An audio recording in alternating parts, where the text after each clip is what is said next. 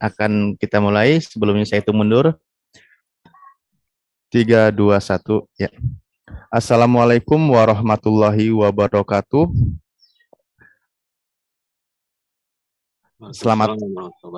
Selamat malam juga untuk semua ya, dari kalangan non-muslim, baik yang ada di Zoom MDM ini atau yang ada di luar sana di live chat di YouTube yang menyimak. Malam ini kita berjumpa lagi, diskusi atau perdebatan yang cukup cukup populer atau fenomenal dari kedua debater ini. Pertama dari pihak Muslim sudah hadir gurunda kita, yaitu Gurunda Zuma. Selamat malam. Assalamualaikum Gurunda. Waalaikumsalam warahmatullahi wabarakatuh. Ya, alhamdulillah. Yang kedua dari pihak Kristen yaitu Bang Luguhan Tambunan, Pendeta Luguhan Tambunan. Selamat malam Bang Luga. Ya, selamat malam semuanya. Ya, selamat malam. Baik. Oke. Ya, mengenai tema malam ini sudah kita sepakati adalah siapakah nabi palsu menurut Kristen dan menurut Islam. Ya, itu temanya. Format perdebatan atau diskusi malam ini adalah pertama opening statement 5 menit dari masing-masing Muslim dan Kristen. Lalu berikutnya 5 menit selama 4 sesi atau 4 kali dari pihak Muslim dan pihak Kristen. Jadi total 20 jadi 40 menit ya. Artinya 5 menit 5 kali 4 dari pihak Muslim, juga 5 kali 4 dari pihak Kristen. Setelah itu nanti ada sesi TikTok selama 25 menit kali 2. Ya, sudah disepakati semua di sini. Baik, Gurunda, apakah nanti mau duluan opening statement? Saya terserah Bang Luga. Oke, Bang Juma duluan. Oke, berarti Bang Juma duluan ya. Oke, baik. Ya, acara akan segera kita mulai. Baik, dari segi Muslim ya, untuk keberkahan diskusi ini atau perdebatan ini, pertama kami ingin ucapkan salah satu lafaz yang biasa diucapkan di Islam adalah membaca basmalah. Bismillahirrahmanirrahim. Oke, acara langsung saja kita mulai. Opening statement dari pihak Muslim oleh Gurunda Juma. Tafadhol Gurunda. Baik, makasih.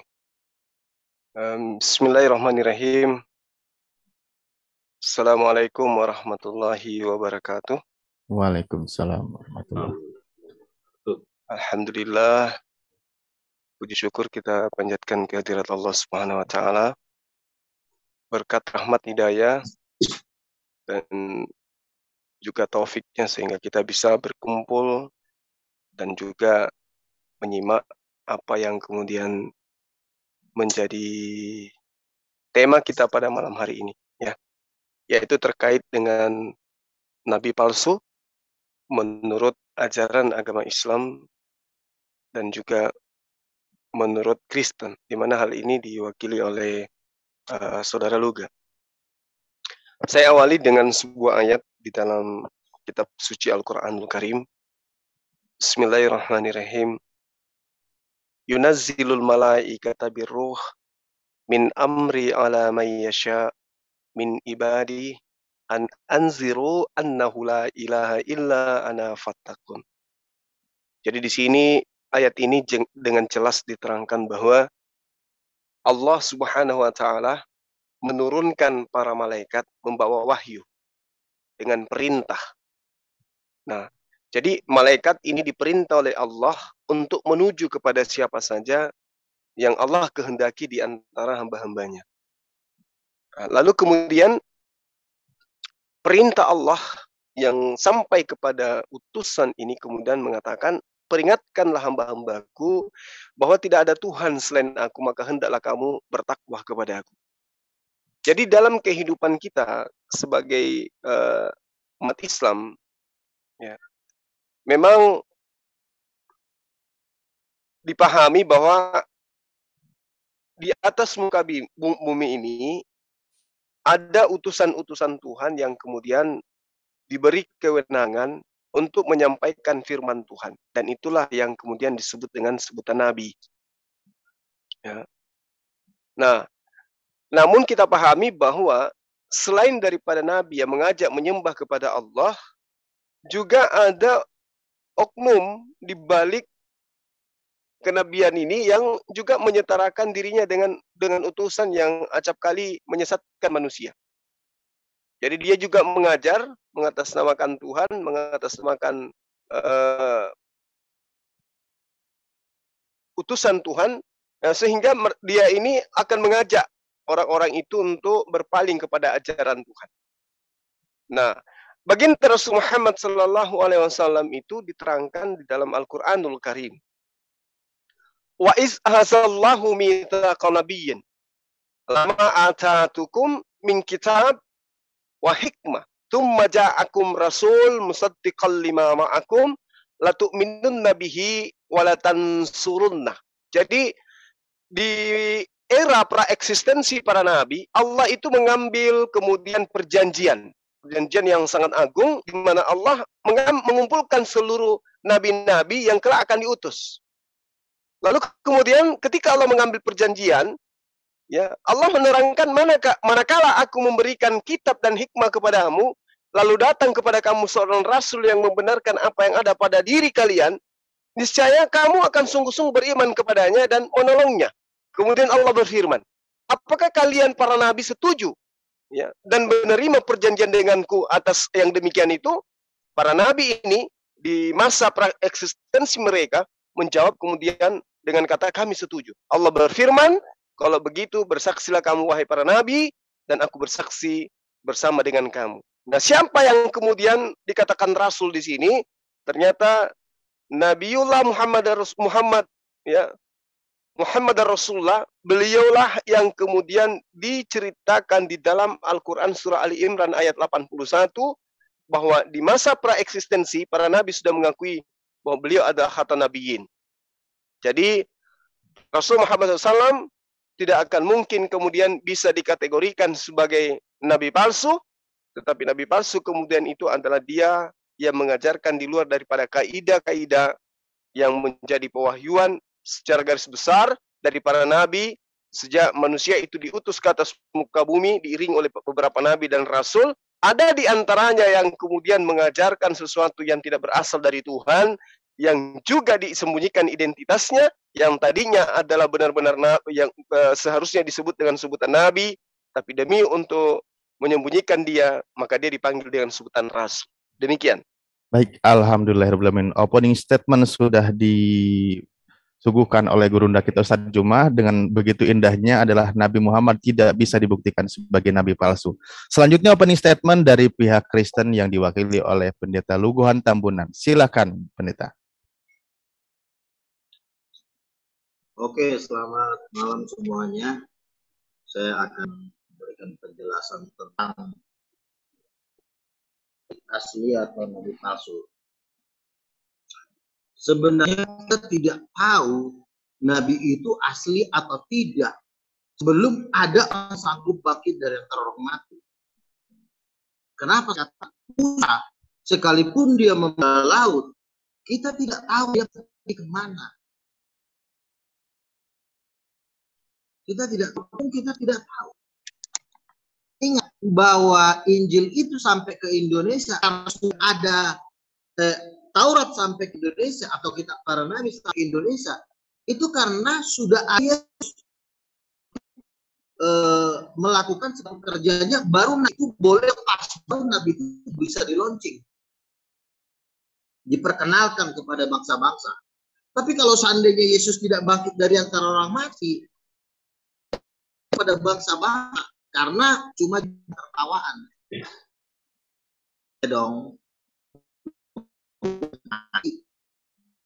Semua tokoh-tokoh agama mati, mau cari hidup, katanya gitu kan.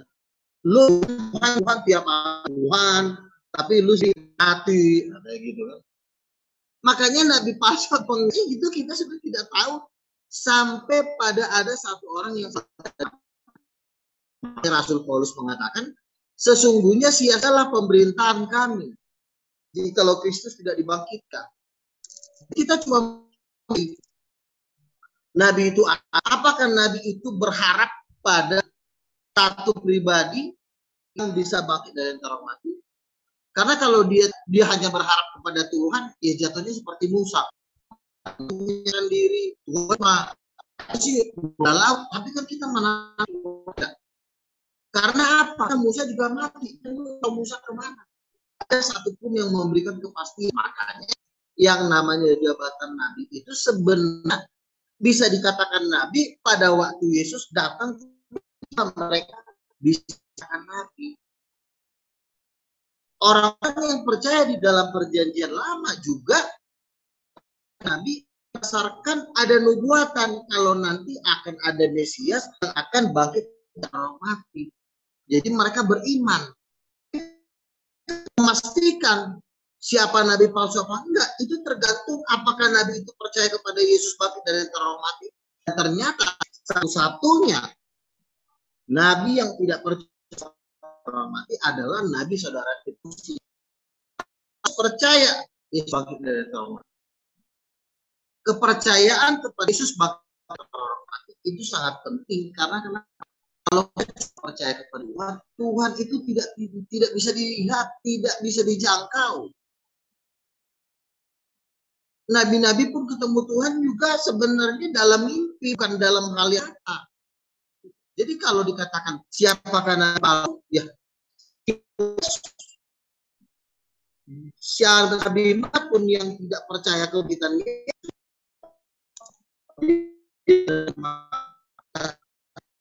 tidak bisa dikatakan nabi kalau dia tidak percaya kebangkitan Yesus. Itu satu. Yang kedua, nabi itu harus penuh Roh Kudus. Penuh Roh Kudus, semua Musa penuh Roh Kudus, Abraham penuh Roh Kudus, Yohanes, semua penuh Roh Kudus kecuali satu. Nabi teman kita Muslim ini tidak penuh Roh Kudus. Dia tidak diurapi.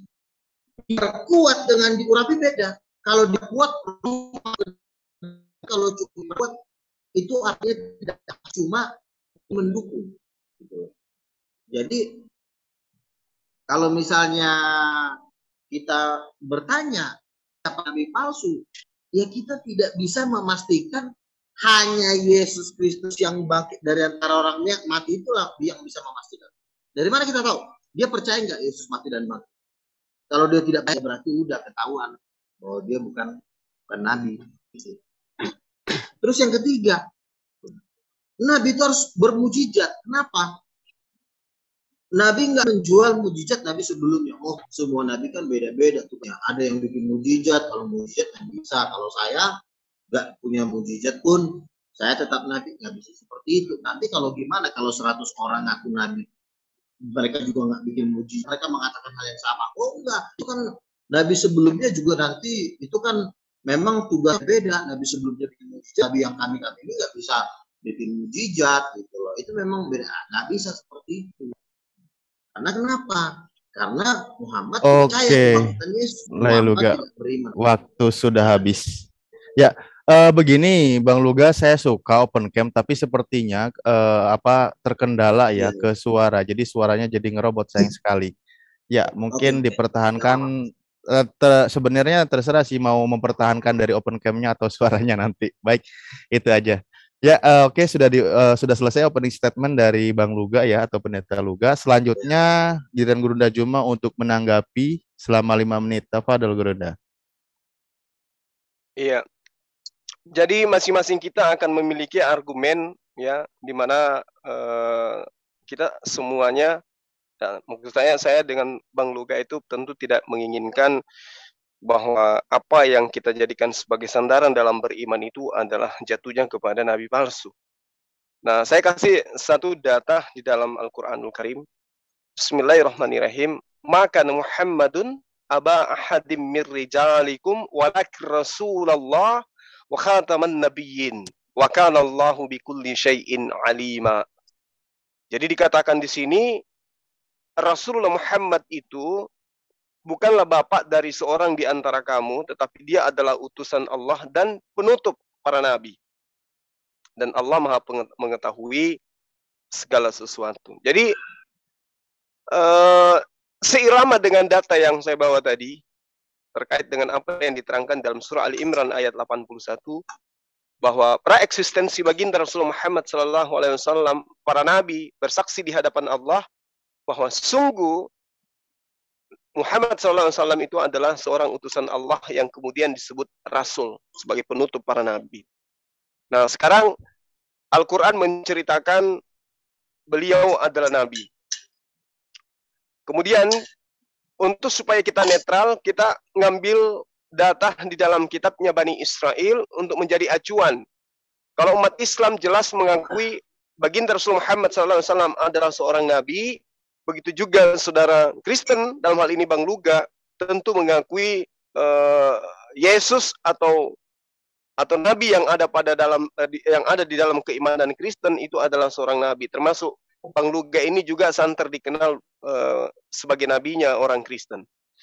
Untuk itu saya ngambil data di dalam Ulangan 18 nomor 18 sampai nomor 20. Seorang nabi akan kubangkitkan bagi mereka di antara saudara mereka seperti engkau ini. Aku akan menaruh firmanku ke dalam mulutnya. Dan ia akan mengatakan kepada mereka segala yang kuperintahkan kepadanya. Orang yang tidak mendengarkan firmanku yang diucapkan nabi itu demi namaku, daripadanya akan kutuntut pertanggungjawaban. Jadi ada dua di sini yang disampaikan oleh Tuhan melalui kitab Ulangan. Yang pertama, ada seorang nabi di mana mulutnya akan terlontar firman Allah. Siapa yang tidak mendengarkan firman dari mulut nabi tersebut akan dimintai pertanggungjawaban oleh Allah. Nah, yang kedua, ada juga seorang nabi yang terlalu berani untuk mengucapkan demi nama Tuhan perkataan yang tidak diperintahkan untuk ia katakan, ya, yang berkata atas nama Tuhan, dan indikasi nabi palsu ini, dia harus mati. Jadi untuk mengetahui bahwa itu nabi palsu, dia harus mati akibat daripada ulahnya. Dia harus mati, kematiannya itu karena ulahnya itu menyampaikan sesuatu yang bukan firman Tuhan. Nah, sekarang bagaimana dengan Yesus itu sendiri? Yesus di dalam ajaran agama Islam, dia adalah seorang nabi. Dia adalah utusan Tuhan. Dia tidak kena kepada sasaran. Nah, yang saya soroti sekarang ini adalah Paulus. Saya katakan bahwa dialah nabi palsu itu. Tetapi orang Kristen mengatakan, di dalam kehidupan kami, Paulus itu bukanlah seorang nabi. Tunggu dulu. Kalau orang Kristen memang tidak mengakui Paulus itu sebagai seorang nabi, namun di dalam kitabnya mereka, Paulus justru disebut sebagai nabi. Di dalam Kisah Para Rasul 13, ya, di nomor 1-nya diterangkan bahwa Paulus itu adalah seorang nabi. Jadi tidak bisa dipungkiri, tidak bisa disembunyikan identitasnya. Pada waktu itu, di dalam jemaat Antioquia, berarti di Antioquia ini maksudnya adalah tempat Paulus kemudian mengajar bersama dengan Barnabas awalnya. Ada beberapa nabi dan pengajar. Di antaranya adalah Barnabas, Simeon, dan terakhir adalah Saulus. Nah, sekarang kita uji. Kalau nabi yang kami imani adalah termasuk Nabi Isa alaihissalam yang adalah Yesus, sekarang Yesus tidak memiliki firman yang berasal dari mulutnya. Tidak memiliki firman Tuhan yang berasal dari mulutnya. Tetapi yang ada di hadapan orang Kristen yang dipegang oleh saudara Luga hari ini adalah catatan-catatan yang diakui sebagai firman Tuhan yang berasal dari orang-orang yang menulis sebuah kitab yang mereka katakan rasul. Rasul sudah pasti adalah nabi. Nah, saya katakan bahwa sementara ini terdakwanya adalah Paulus karena dia disebut nabi di dalam Kisah Para Rasul 13 nomor 1. Demikian. Oke, terima kasih. Ya, akhirnya Guru dan Sumba sudah mulai menunjuki siapa yang terdakwa itu. Silakan Bang Luga, 5 menit. Lanjut. Menurut saya, Paulus jauh lebih kuat dibanding kesaksian Muhammad. Kenapa? Memang Paulus bukan murid Yesus. Tapi Paulus hidup sejaman dengan Yesus. Sejaman itu dengan Yesus. Bahkan Paulus masih ketemu dengan Petrus, masih ngobrol dengan Petrus di dalam Galatia. Mereka salam-salaman. Artinya, walaupun Paulus membenci Yesus, tetapi hati nurani Paulus tidak bisa membohongi bahwa Yesus itu mati, bangkit, dan naik ke sorga. Sekalipun dia bukan saksi kunci, tetapi dia tahu cerita itu. Dia ada di situ. Dia adalah golongan ahli-ahli Taurat yang luar biasa. Dia sangat tahu apa yang dilakukan oleh Yesus. Ya. Apalagi Paulus juga mendengarkan informasi dari Petrus yang adalah saksi hidup. Paulus itu orang baik, bro. Jangan Anda tuduh-tuduh nabi palsu. Di sorga dia kasihan lihat kalian. Ya. Jadi Paulus itu hidup sejaman dengan Yesus. Sementara Muhammad belum lahir. Lalu siapa yang lebih kita percaya? Muhammad kah? Atau Paulus yang memberikan kesaksian tentang Yesus? Memang Paulus pembenci, jahat. Tapi dia mengatakan, apa yang dulu kuanggap luar biasa, sekarang kuanggap sampah karena aku telah menemukan Yesus. Dia itu ahli Taurat nomor 1 di Israel. Rabi nomor 1 di Israel. Tapi dia buang semua itu hanya demi Yesus. Di situ menunjukkan bahwa Paulus orang baik luar biasa. Ya. Luar biasa dia baiknya. Jadi ayo kita jujur gitu ya. Muhammad tidak pernah ketemu dengan Yesus. Bagaimana Muhammad tahu Yesus tidak disalib, Yesus tidak bangkit? Dia tahu dari mana? Kita nggak bisa bermain goib, bro, nggak bisa. Kalau dia Nabi Tuhan, dia tuh menyaksikan. Dia adalah rasul. Kenapa dia rasul? Dia menyaksikan kejadian itu. Ataupun dia mendengar langsung berita itu dari rasul-rasul yang adalah saksi mata. Dia pun satu kota dengan Yesus, satu bangsa dengan Yesus. Jadi Paulus itu lebih kuat kesaksiannya. Kalau kita bermain goib, roh saya dibawa ke langit, roh saya ketemu Gabriel, itu nggak bisa dipastikan. Itu tidak bisa dipastikan. Anda mengaku roh Anda naik ke langit, 15 juta orang lagi akan mengaku rohnya juga dibawa ke langit dan akan mengaku nabi. Pusing kan kita. Tapi kalau saksi mata, nggak mungkin orang ngaku saksi mata. Ya. Dan memang terbukti Paulus memang hidup di zaman Yesus. Jadi yang bisa dikatakan benar-benar yang memberitakan siapa Yesus adalah Paulus. Paulus mengatakan Yesus mati dan bangkit. Petrus juga mengatakan Yesus mati dan bangkit. Kalau Paulus kau bilang nabi palsu, kenapa nggak sekalian aja sama Petrus? Karena ajaran Petrus dengan ajaran Paulus sama. Nah, ini namanya kan nggak adil namanya. Ya, Anda melanggar sila kelima. Keadilan sosial bagi seluruh rakyat Indonesia. Jadi Anda harus adil. Kalau Paulus dengan Petrus ajarannya sama. Kalau kau bilang Paulus nabi palsu, harusnya Petrus juga kau nabi palsukan.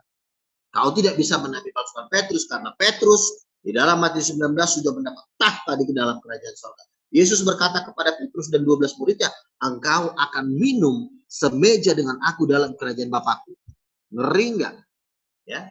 Yesus berkata, engkau akan makan dan minum semeja denganku di dalam kerajaan surga. Di surga mereka semeja makan bersama dengan 12 rasul. Sementara Paulus itu cipika-cipiki dengan Petrus. Cipika-cipiki dengan Yohanes sebagai soko guru di Galatia. Itu kesaksian Anda. Mungkin Paulus kurang kerjaan ngebohongin Anda. Gitu loh. Apalagi kesaksian Petrus dengan Paulus sama. Mereka itu ibarat kata satu kerajaan, satu organisasi. Tidak mungkin mereka bertentangan. Dan memang benar tulisan-tulisan Paulus tidak ada satupun yang bertentangan. Ya, Paulus adalah pembohongan saksi mata. Mungkin istilahnya masih ada di ring 2. Ring 2 juga, bro. Ring 2 itu hidup sejaman Yesus. Setidaknya pernah ketemu Yesus di warung kopi. Paulusnya pernah lihat Yesus khotbah langsung. Lebih kuat. Ya. Jadi kita jangan main ada habisnya. Goib itu, saya naik ke langit, saya butuh Tuhan, saya begono begini. Bisa, kita harus saksi mata. Kalau kita dibawa ke pengadilan, kita bisa ngomong di depan hakim, Pak Hakim, saya bermimpi, saya dibawa ke langit, bahwa bukan malingnya. Oh, siap. Lagi mantau yang ini. Oke, baik. Sorry Bang Luga, waktunya sudah habis. Ya, udah di 2 putaran ini. Selanjutnya tinggal Gurunda Juma, silakan menanggapi atau menyanggah apa yang pernyataan dari Pendeta Luga. Silakan Gurunda. Baik. Jadi saya ngambil dari 2 sesi dari pemaparan selama 5 menit Bang Luga. Yang pertama terkait dengan Nabi Muhammad SAW tidak menjadi saksi penyaliban. Oke. Kembali kepada ulangan, diterangkan bahwa aku akan membangkitkan seorang nabi, aku akan menaruh firmanku di dalam mulutnya. Jadi kalau Allah pencipta langit dan bumi menyimpan sebuah berita melalui para nabinya, percayalah bahwa meski orang tersebut tidak menjadi saksi, apa yang disampaikan itu pasti kebenaran. Karena datangnya dari Allah. Al-Quran menerangkan begini. Wa ma kana li basharin ay yukallimahullahu illa wahyan aw min wara hijab aw yursila rasulan fayuhi bi iznihi ma yasha innahu aliyyu hakim. Tidak patut bagi seorang manusia bahwa Allah akan berbicara kepadanya illah, kecuali dengan perantaraan wahyu atau dari belakang tabir atau mengutus malaikat. Lalu kemudian diwahyukan kepadanya dengan izin Allah apa yang dia kehendaki. Sungguh dia maha bijaksana, dan juga Allah ini mengatakan di dalam ayat selanjutnya begini. Dalam surah Asy-Syura katakan gini, Allah maha bijaksana, lalu kemudian kata Allah, demikianlah kami wahyukan kepadamu Muhammad. Wa kadzalika auhayna ilaika ruhan min amrina. Kami wahyukan kepadamu Al-Quran sebagai ruh dengan perintah kami. Sebelum engkau tidaklah mengetahui, ya, sebelumnya engkau tidaklah mengetahui apa Al-Quran itu dan apakah iman itu, tetapi kami jadikan Al-Quran itu cahaya. Dengan itu kami memberi petunjuk kepada siapa yang kami kehendaki di antara hamba-hamba kami. Dan sungguh engkau, wahai Muhammad, benar-benar pembimbing manusia kepada jalan yang seharusnya. Jalan yang lurus. Ini yang diterangkan kemudian oleh Al-Quranul Karim. Jadi kalau beliau kemudian tidak menjadi saksi, Allah yang membimbing beliau. Karena nubuatan Nabi yang datang itu, yang sama seperti Musa, firman Tuhan itu ditaruh di mulutnya. Sehingga yang disampaikan itu adalah kalam Allah. Kalau kalam Allah berarti ilmunya Allah. Kalau ilmunya Allah berarti itu adalah pengetahuan dari pencipta langit dan bumi. Meski dia tidak menyaksikan, tetapi Allah yang maha melihat, dialah yang menyatakan melalui wahyu kepadanya. Untuk menyatakan itu. Nah sekarang mari kita lihat itu yang pertama. Yang kedua adalah Paulus sesaman dengan Yesus. Nah ini harus Anda pahami. Kita lihat di dalam Matius 7 nomor 15. Waspadalah terhadap nabi-nabi palsu yang datang kepadamu. Mu di sini adalah murid-murid Yesus. Siapa yang datang kepada murid-murid Yesus? Yang menyamar sebagai pengikut Yesus. Yang menyamar sebagai pengajar, membawa berita Injil. Tetapi sesungguhnya mereka adalah serigala yang buas. Siapa yang kemudian datang kepada mereka? Murid-murid Yesus ini. Dikatakan kemudian, di dalam Kisah Para Rasul 22 ya, nomor 4 kalau saya tidak keliru. Di situ diterangkan bahwa aku telah menganiaya pengikut-pengikut jalan Tuhan sampai mereka mati. Laki-laki dan perempuan kutangkap dan kuserahkan dalam penjara. Ini adalah perilaku Paulus. Yesus mengatakan waspadalah kepada nabi palsu yang datang kepadamu menyamar seperti domba, tapi sesungguhnya mereka adalah serigala, penerkam, pembunuh, penganiaya. Ini siapa pelakunya? Paulus. Belum lagi kalau kita melihat dalam Lukas 24. Ya, Lukas 24 itu diterangkan di Lukas 21 nomor 8 diterangkan bahwa waspadalah supaya kamu jangan disesatkan, sebab banyak orang yang datang dan memakai namaku. Jadi dia pakai nama Yesus, aku utusan Yesus, aku melihat Yesus, aku bertemu Yesus. Dia memakai namaku dan berkata, Yesus itu adalah Tuhan, akulah dia, akulah Tuhan, akulah Bapa, akulah Mesias. Dan saatnya sudah dekat, janganlah kamu mengikuti mereka. Jangan kau mengikuti mereka. Lalu di nomor 12 dikatakan, tetapi sebelum semua itu terjadi, kamu lebih awal ditangkap dulu, dianiaya dulu. Baru penyesat itu muncul sebagai orang yang bertobat dan mengajarkan kebenaran menurut versi dia. Makanya di dalam Ulangan 18 nomor 20 dikatakan bahwa nabi palsu itu harus mati karena dia memberitakan bukan firman dariku, tapi dia katakan bahwa itu dari Tuhan. Nah, tetapi sebelum semua itu kamu akan ditangkap, dianiaya, kamu akan diserahkan kepada rumah-rumah ibadat dan penjara-penjara, dan kamu akan dihadapkan kepada raja-raja. Ini yang diakui oleh Paulus di dalam cerita muridnya Lukas 22 nomor 4, dan aku menganiaya pengikut-pengikut jalan Tuhan sampai mereka mati. Artinya yang dinubuatkan Yesus adalah Paulus yang mendirikan agama Kristen. Demikian. Oke, terima kasih. Sudah selesaikan 5 menit. Silakan Bang Luga untuk menanggapi atau menyanggah. Ya, saya melihat Bang Juma ini membuat Tuhan seperti pedagang nabi. Jual beli nabi di pasar kenabian. Seperti jual gorengan dan sayur. Tuhan itu masih manusia. Dan dia tidak menyuruh kacung-kacungnya. Nabi itu pembantu, suruh. Tuhan itu sayang sama manusia. Yohanes 3:6 karena itu besar kasih Allah kan dunia ini sehingga menjadikan anaknya yang tunggal. Maaf Bang Luga, suaranya sepertinya agak ngerobot, tidak bisa ditangkap oleh Bang Juma mungkin atau yang lain. Ya. Ya, jadi jangan Bang Juma menjadikan Tuhan itu seperti pedagang di pasar nabi. Nabi itu bukan barang jualan. Kesannya nabi itu segala-galanya. Nabi. Yesus pada waktu di bumi, dia nggak mengatakan, mau cari nabi ya. Tidak, kamu adalah saksiku. Kamu sudah melihat aku. Dia nggak bilang lo cari nabi, lo udah saksiku. Artinya nggak butuh nabi lagi di situ.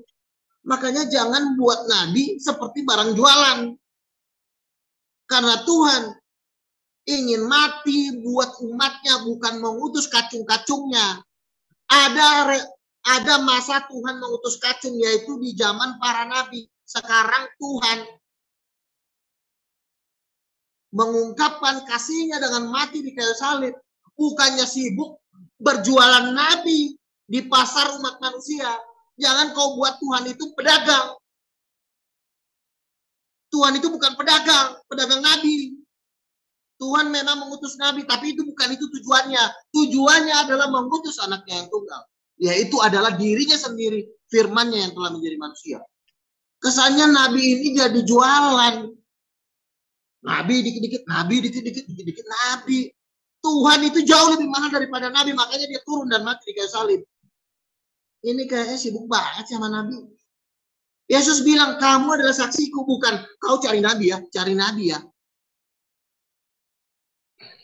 Tuhan itu udah datang, ngapain lu nungguin nabi? Tuhannya udah di depan mata. Filipus berkata, Guru, tunjukkanlah Bapa itu kepada kami. Filipus. Sudah sekian lama engkau bersama-sama dengan aku. Kau bertanya, tunjukkanlah Bapa itu. Barang siapa melihat aku, ya melihat Bapa. Di sini lo nggak perlu jualan nabi lagi, Bang Juma. Nggak perlu lo jualan nabi lagi. Tuhannya udah datang, lo masih sibuk jualan kacung. Nabi itu kacungnya Tuhan. Kata Tuhan, masih ingat gak? Yang Yesus berkata, perumpamaan penggarap anggur. Pertama-tama disuruh hamba yang satu. Yang kedua disuruh hamba yang kedua, dibunuh. Lalu yang terakhir, aku akan mengutus anakku yang tunggal. Mungkin mereka akan segani. Itu siapa? Itu bukan nabi, itulah Yesus. Makanya pada waktu Yesus dibaptis, terdengarlah suara dari surga. Inilah anakku yang kukasihi, dengarkanlah dia. Dia tidak berkata, inilah nabi, aku akan mengutus seorang nabi, akan bangkit. Apa sih ngebangkitin pembantu?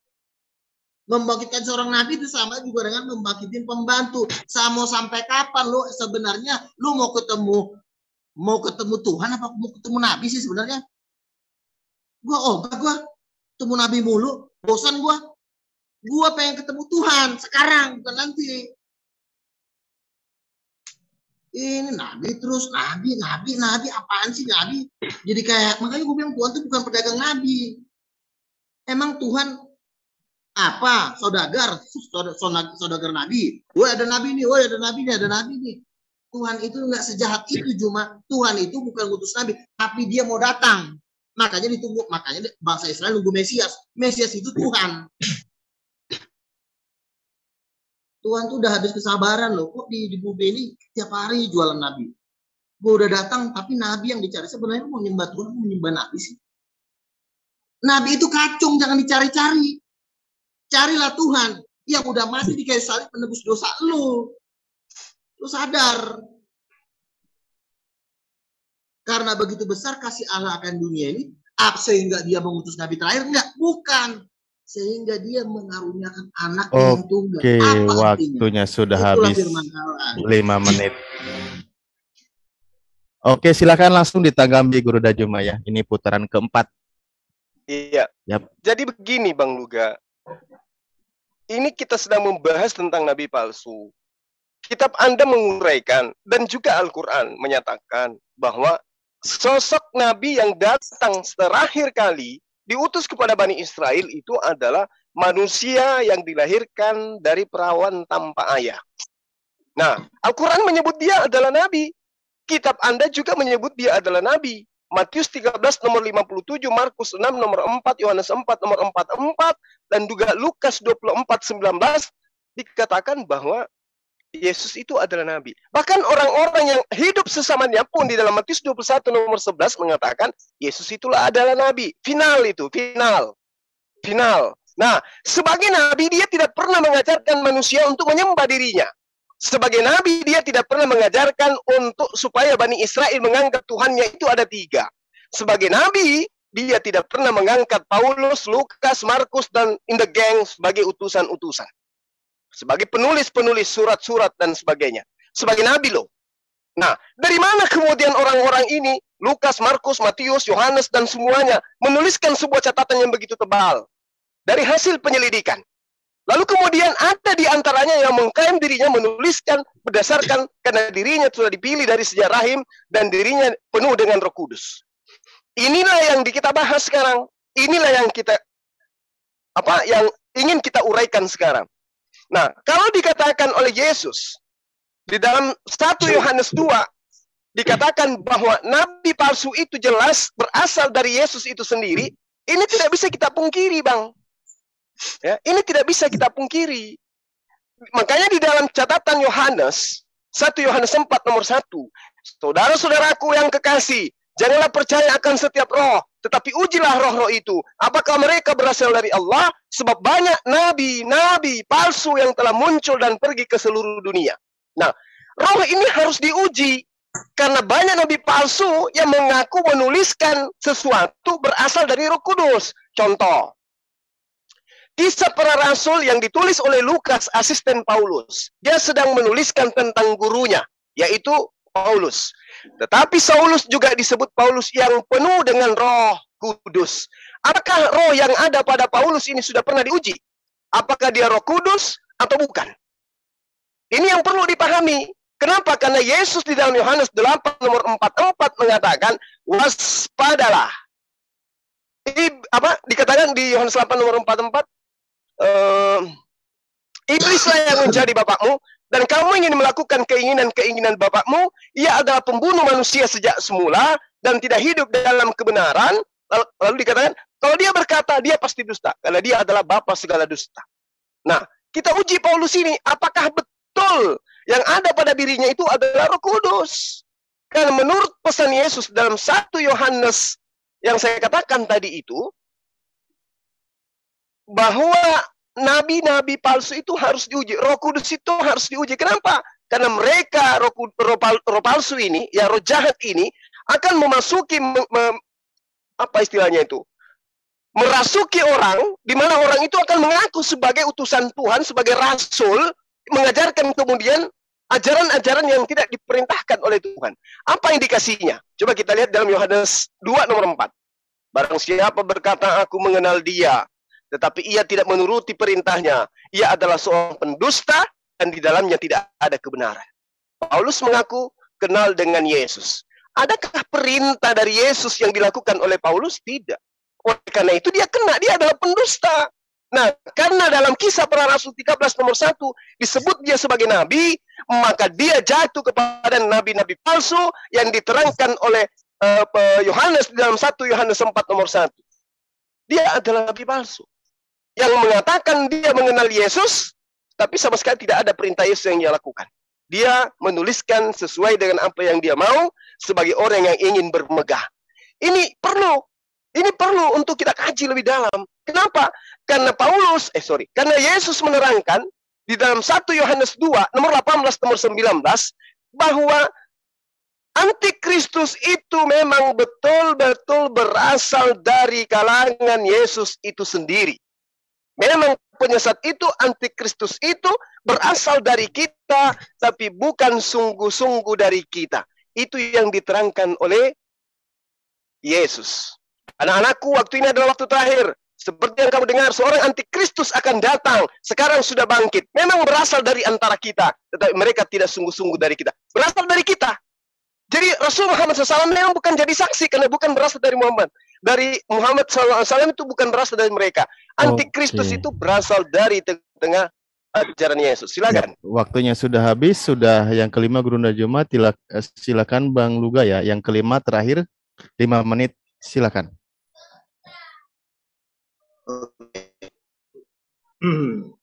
Paulus sering membuat mujizat ya. Pernah dalam suatu ketika ada sihir di di Kisah Para Rasul ya.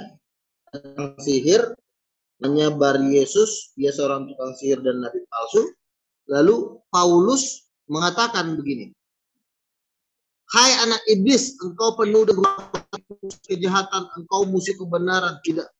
Tidakkah engkau akan membelokkan jalan Tuhan itu? Yang kata Paulus, sekarang lihatlah tangan Tuhan datang menimpa engkau dan engkau akan menjadi buta beberapa hari lamanya. Engkau tidak akan dapat lihat matahari. Dan seketika itu juga orang itu merasa diliputi gelap dan sambil meraba-raba dia dan Paulus bisa membutakan mata orang. Dan Paulus menunjukkan bahwa dia adalah murid Tuhan. Dia aja mengusir setan atas nama Yesus kok. Sama dengan Petrus. Kalau Anda mengatakan Paulus nabi palsu, sekalian nama Petrusnya. Tapi Juma ini takut mengatakan Petrus nabi palsu. Karena Petrus itu saksi mata. Dan Yesus juga sudah mengatakan kepada Petrus akan duduk duduk di atas 12 tahta di kerajaan sorga. Nah sementara ajaran Paulus adalah mengusir setan atas nama Yesus. Lalu palsunya itu di mana? Jadi tidak masuk akal Anda mengatakan Paulus nabi palsu. Paulus pernah membangkitkan orang mati loh. Paulus pernah bernyanyi memuji Tuhan dan terjadi gempa bumi. Sampai mereka di penjara begini, diborgol tangannya pakai besi. Mereka nyanyi, Aure. Tiba-tiba terjadi gempa, lepas semuanya. Bisa nggak nabi palsu seperti itu? Oh, nabi palsu nggak begitu. Nabi palsu itu ya seperti no yang di TV nonton sulap. Itulah nabi palsu yang mengatakan saya dari Tuhan padahal semua itu nabi palsu. Membutakan mata orang itu bukan nabi palsu. Kalau nabi palsu bisa membutain mata orang, butain aja semua para pendeta yang ada di TV itu biar tamat mereka. Butain aja. Bisa. Paulus bisa membutakan orang. Dan Paulus pernah buta loh. Dia pernah buta, dia membutakan orang. Gitu. Jadi Anda kalau membuat nabi palsu kan saya bilang jangan cuma modal ngomong. Omongan harus dilakukan dengan mujizat. Mujizat itu juga bukan mujizat yang diceritakan dulu. Jadi Bubono begini, bukan begitu. Sekarang diminta, sekarang bukan. Ya. Nabi Anda setidaknya para muridnya. Ya, Anda mujizat. Kristen. KKR Bonke itu kalau dia membuat KKR itu sekali ibadah per 3 jam itu yang hadir 4 juta orang. Sementara Ustadz bikin sembuhan paling yang hadir 200 orang. Nggak pernah gue lihat bikin mujizat yang hadir 3 juta. Bikin KKR itu yang hadir 5 juta. Ada tipuan di situ 5 juta orang yang hadir. Orang 5 juta nggak bisa. Kalau 100 orang masih bisa lo sombong, masih bisa lebih. Tapi kalau 5 orang, lihat Peter Yongren, itu yang hadir jutaan semua. KKR para penginjil itu. Karena kenapa? Yesus berkata, aku memberikan kuasa kepadamu untuk membangkitkan orang mati, mengusir setan. Dari kehadiran itu sudah menunjukkan bahwa Yesus itu adalah Tuhan. Kalau dulu memang ajaran Tuhan, cuma orang itu mengalami mujizat kalian itu sudah berbondong-bondong. Bukan cuma pengajian ya. Kalau pengajian namanya mayoritas ya hadir banyak. Tapi kalau ada nggak yang dihujat dari 5 juta orang? Nggak ada. Ustadz di kesembuhan atau mujizat di Stadion Gelora Bung Karno atau di Monas ada. Tapi kalau cuma ngumpul rame-rame berdoa itu semua orang juga bisa, iya kan? Karena kita masih datang. Nah, makanya mujizat yang dilakukan oleh para penginjil ini dan itu masih terjadi sampai hari ini. Coba kan nonton KKR-nya Redbone, KKR-nya Benny Hinn. Kalian nggak bisa lawan itu, jauh. Berbanding Tuhan dengan Lucifer, ya. Tapi itulah penikuasanya. Yesus berkata, dari buahnya lah kamu mengenal mereka. Dan tidak siapkan acara-acara penyembahan kepada Yesus. Oke, waktunya sudah habis, Bang Luga. Baik, sesi pertama 5 menit kali 5 ya, antara narasumber dan Muslim sudah selesai. Saya persilahkan dulu istirahat mungkin setengah menit atau 1 menit sambil menunggu meneruskan ya istirahat. Saya akan sampaikan dulu informasi mengenai acara ini. Yaitu acara ini diselenggarakan di Zoom MDM ya, Media Dakwah Muslim, sekaligus juga di-live-kan di Zoom Muslim lainnya seperti tuan rumah sendiri Media Dakwah Muslim, Debat Panas Channel, Pengamat Debat Lintas Agama, Al-Alib Channel, Basin Live, Basin Media Channel, M3 Channel, OC Channel, dan beberapa channel Muslim lainnya. Mungkin nanti biar bisa disebutkan kalau ada indikator live-nya ya, seperti yang disarankan. Dukung terus channel-channel Muslim yang disebutkan tadi dengan cara like, subscribe, and comment. Ya, agar dakwah ini bisa sampai ke seluruh pelosok negeri. Oke, akan sesi ini mohon timer tadi, sesi yang kedua ini sesi TikTok total 50 menit saja. Ya, langsung dibikin 50 menit. Mungkin nanti di tengah perjalanan kita berikan dulu waktunya sekiranya narasumber pingin istirahat. Ya, langsung aja dibikin total 50 menit ya. 50 menit. Ya, langsung aja dibikin 50 menit. Mungkin ini sesi yang panas ya. Mohon tahan diri Bang Lugah. Juga siapkan serengarnya Gurunda gitu ya. Ya. Saling mengendalikan, terutama Leluga ini tadi ngomongin KKR mengendalikan apa, mengalahkan iblis atau apa, ini tolong di sini tahan, jangan dikeluarkan ya. Oke, sambil nunggu timer siap. Oke, ready. Kenapa dialog channel? Oh, sorry, maaf, nggak ada indikator live-nya tadi kayaknya. Ya, apa nih, dialog channel 9 ya, melive-kan juga. Makanya tadi saya sambil mantau yang ada indikator live-nya. Oke, sudah siap ya. Nanti insya Allah disebutkan di sesi berikutnya ya, sambil nunggu istirahat. Ya, 50 menit untuk sesi TikTok. Silahkan dimulai, boleh dari Gurunda Juma dulu atau Bang Lugas. Silahkan, mungkin Gurunda ya. Tadi sudah Bang Juma. Ya. Ya, jadi di dalam Ulangan 13 nomor 1 sampai nomor 5 Bang Luga, nubuatan itu jelas. Nabi palsu itu bisa bermujizat dan menyesatkan banyak orang. Jadi kalau hari ini saudara mengatakan dengan bangganya kemudian, ya itu memang sudah dinubuatkan kayak begitu. Menyesatkan banyak orang karena dia mampu bermujizat. Nah, Paulus mengakui itu. 2 Korintus 12 nomor 12, segala sesuatu membuktikan bahwa aku adalah seorang rasul. Telah dilakukan di tengah-tengah kamu dengan segala kesabaran oleh tanda-tanda, oleh mujizat-mujizat dan kuasa-kuasa. Ini pengakuan Paulus, Bang. Dia mampu bermujizat. Sementara nasihat Tuhan kepada Bani Israel di dalam Ulangan 13 jelas meminta kepada mereka jangan percaya kepada nabi-nabi palsu yang mampu bermujizat, yang banyak kemudian mendatangkan tanda-tanda, yang mengajak menyembah kepada ilah lain. Nah, sekarang Paulus mengajak menyembah kepada ilah lain enggak selain daripada sembahan Bani Israel? Itu dulu.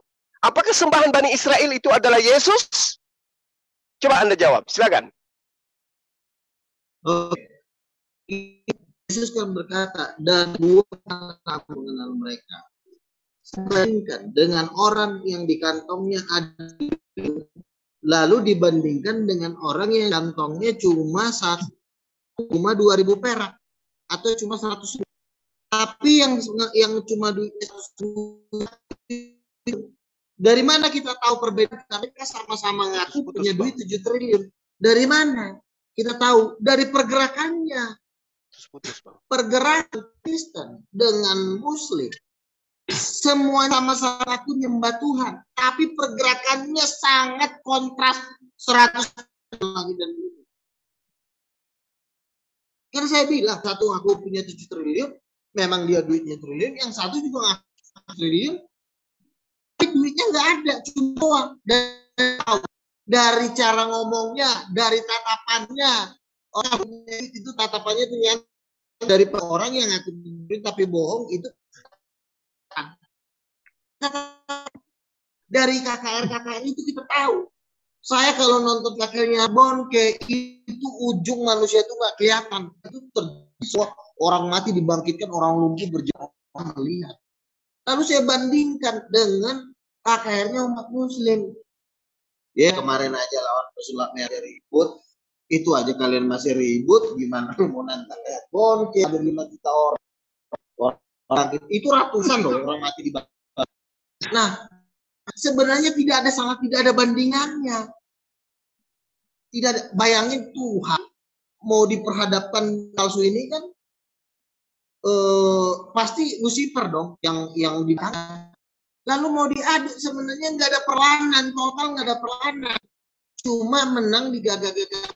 Oh, gua di Nabi, yang satu pun mengatakan gua juga gini. Tapi pas diaduk, total nggak ada perlawanan. Jadi saat ini cuma gede, makanya gue udah bilang, makanya Yesus berkata, kalau setan bukanlah penyakit, tanda-tanda menyertai dalam orang mereka akan mengusirkan dalam namaku. Udah sangat jelas, nggak bisa dilawan. Jadi mujizat itu Nabi palsu bikin mujizat. Ya, Nabi palsu bisa bikin mujizat. Lucifer bisa ngelawan Tuhan nggak? Ada perlawanan nggak kalau Lucifer? Nggak ada perlawanan Lucifer aja yang Tuhan kok ini.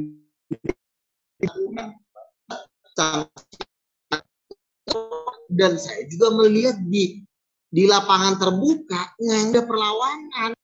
Cuma memang gede. Lucifer itu kan ngomongnya gede. Pas ditepuk kan Lucifer itu bukan Tuhan. Jadi dari mujizat-mujizat yang terjadi di KKR itu saya bandingkan dengan mujizat kalian, total nggak sama sekali perlawanan. Silakan. Ya, itulah ya tadi ya. Kami tidak pernah bangga dengan mujizat-mujizat seperti itu. Karena bagi kami cukuplah Al-Quran sebagai mujizat yang ditinggalkan oleh baginda Rasul Muhammad SAW.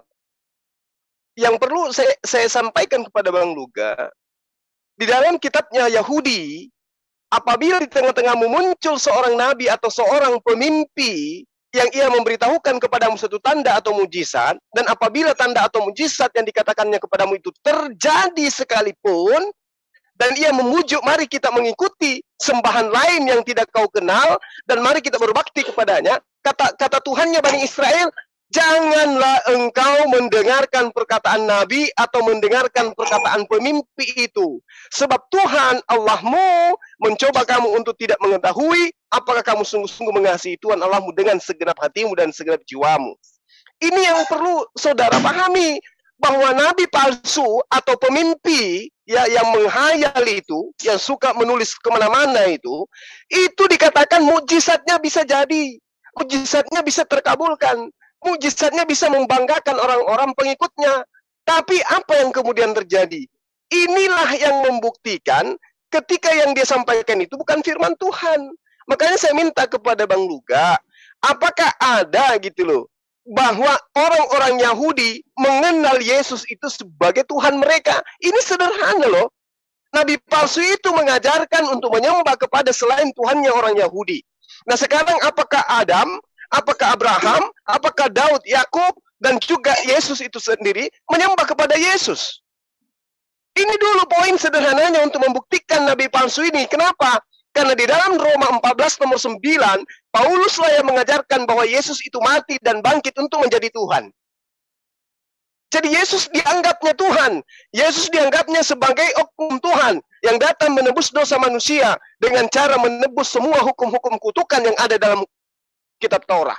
Ini yang perlu saya minta dijelaskan dari Bang Luga gitu loh. Adakah nabi-nabi, orang-orang terdahulu, tokoh-tokoh di dalam perjanjian lama yang menuhankan anak Maria? Coba terangkan kepada kita, silakan. Saya melihat Juma ini selalu menghindar dari mujizat. Artinya menghindar, kalau ada pujian dia selalu menghindar. Dia sebentar Bang Luga, maaf tahan dulu sebentar. Sebentar, maaf sekali, ini ada kesalahan teknis sebenarnya. Bang Orsini, maksudnya itu total waktu bukan masing-masing 45, bisa 2 jaman lagi gitu. Dia makanya bilang, waduh, saya baru jadwal saya ada sebenarnya. Itu langsung aja. Jadwal saya jam 10. Satu Jadi waktu aja Bang, berjalan ya. Satu waktu aja. Saya baru merhatiin, maaf sekali lagi ngecek channel tadi. Ya. Berarti gimana nih? Satu timer aja yang berjalan, satunya nggak usah. Jadi semua langsung aja sampai habis. Ya jadi ini kan jadi waktunya dikasih berapa ini kan udah kepake nih. Ya udah langsung aja, nggak apa-apa, langsung aja. Ya, Langsung Ambil aja. waktu aja Bang. Di atas itu kan hampir sama tuh. Gini, tadi kan 50. Nah, Bang Lugas sudah menghabiskan waktu 5 menit. Berarti dihapuskan 10 menit, Bang. Atau 8 menit. Berarti sisa 42. 42, oke. Entar di reset dulu. Iya. Nah. Aku baru nyimak, aku nggak liatin timer. Don. Nggak berubah nih.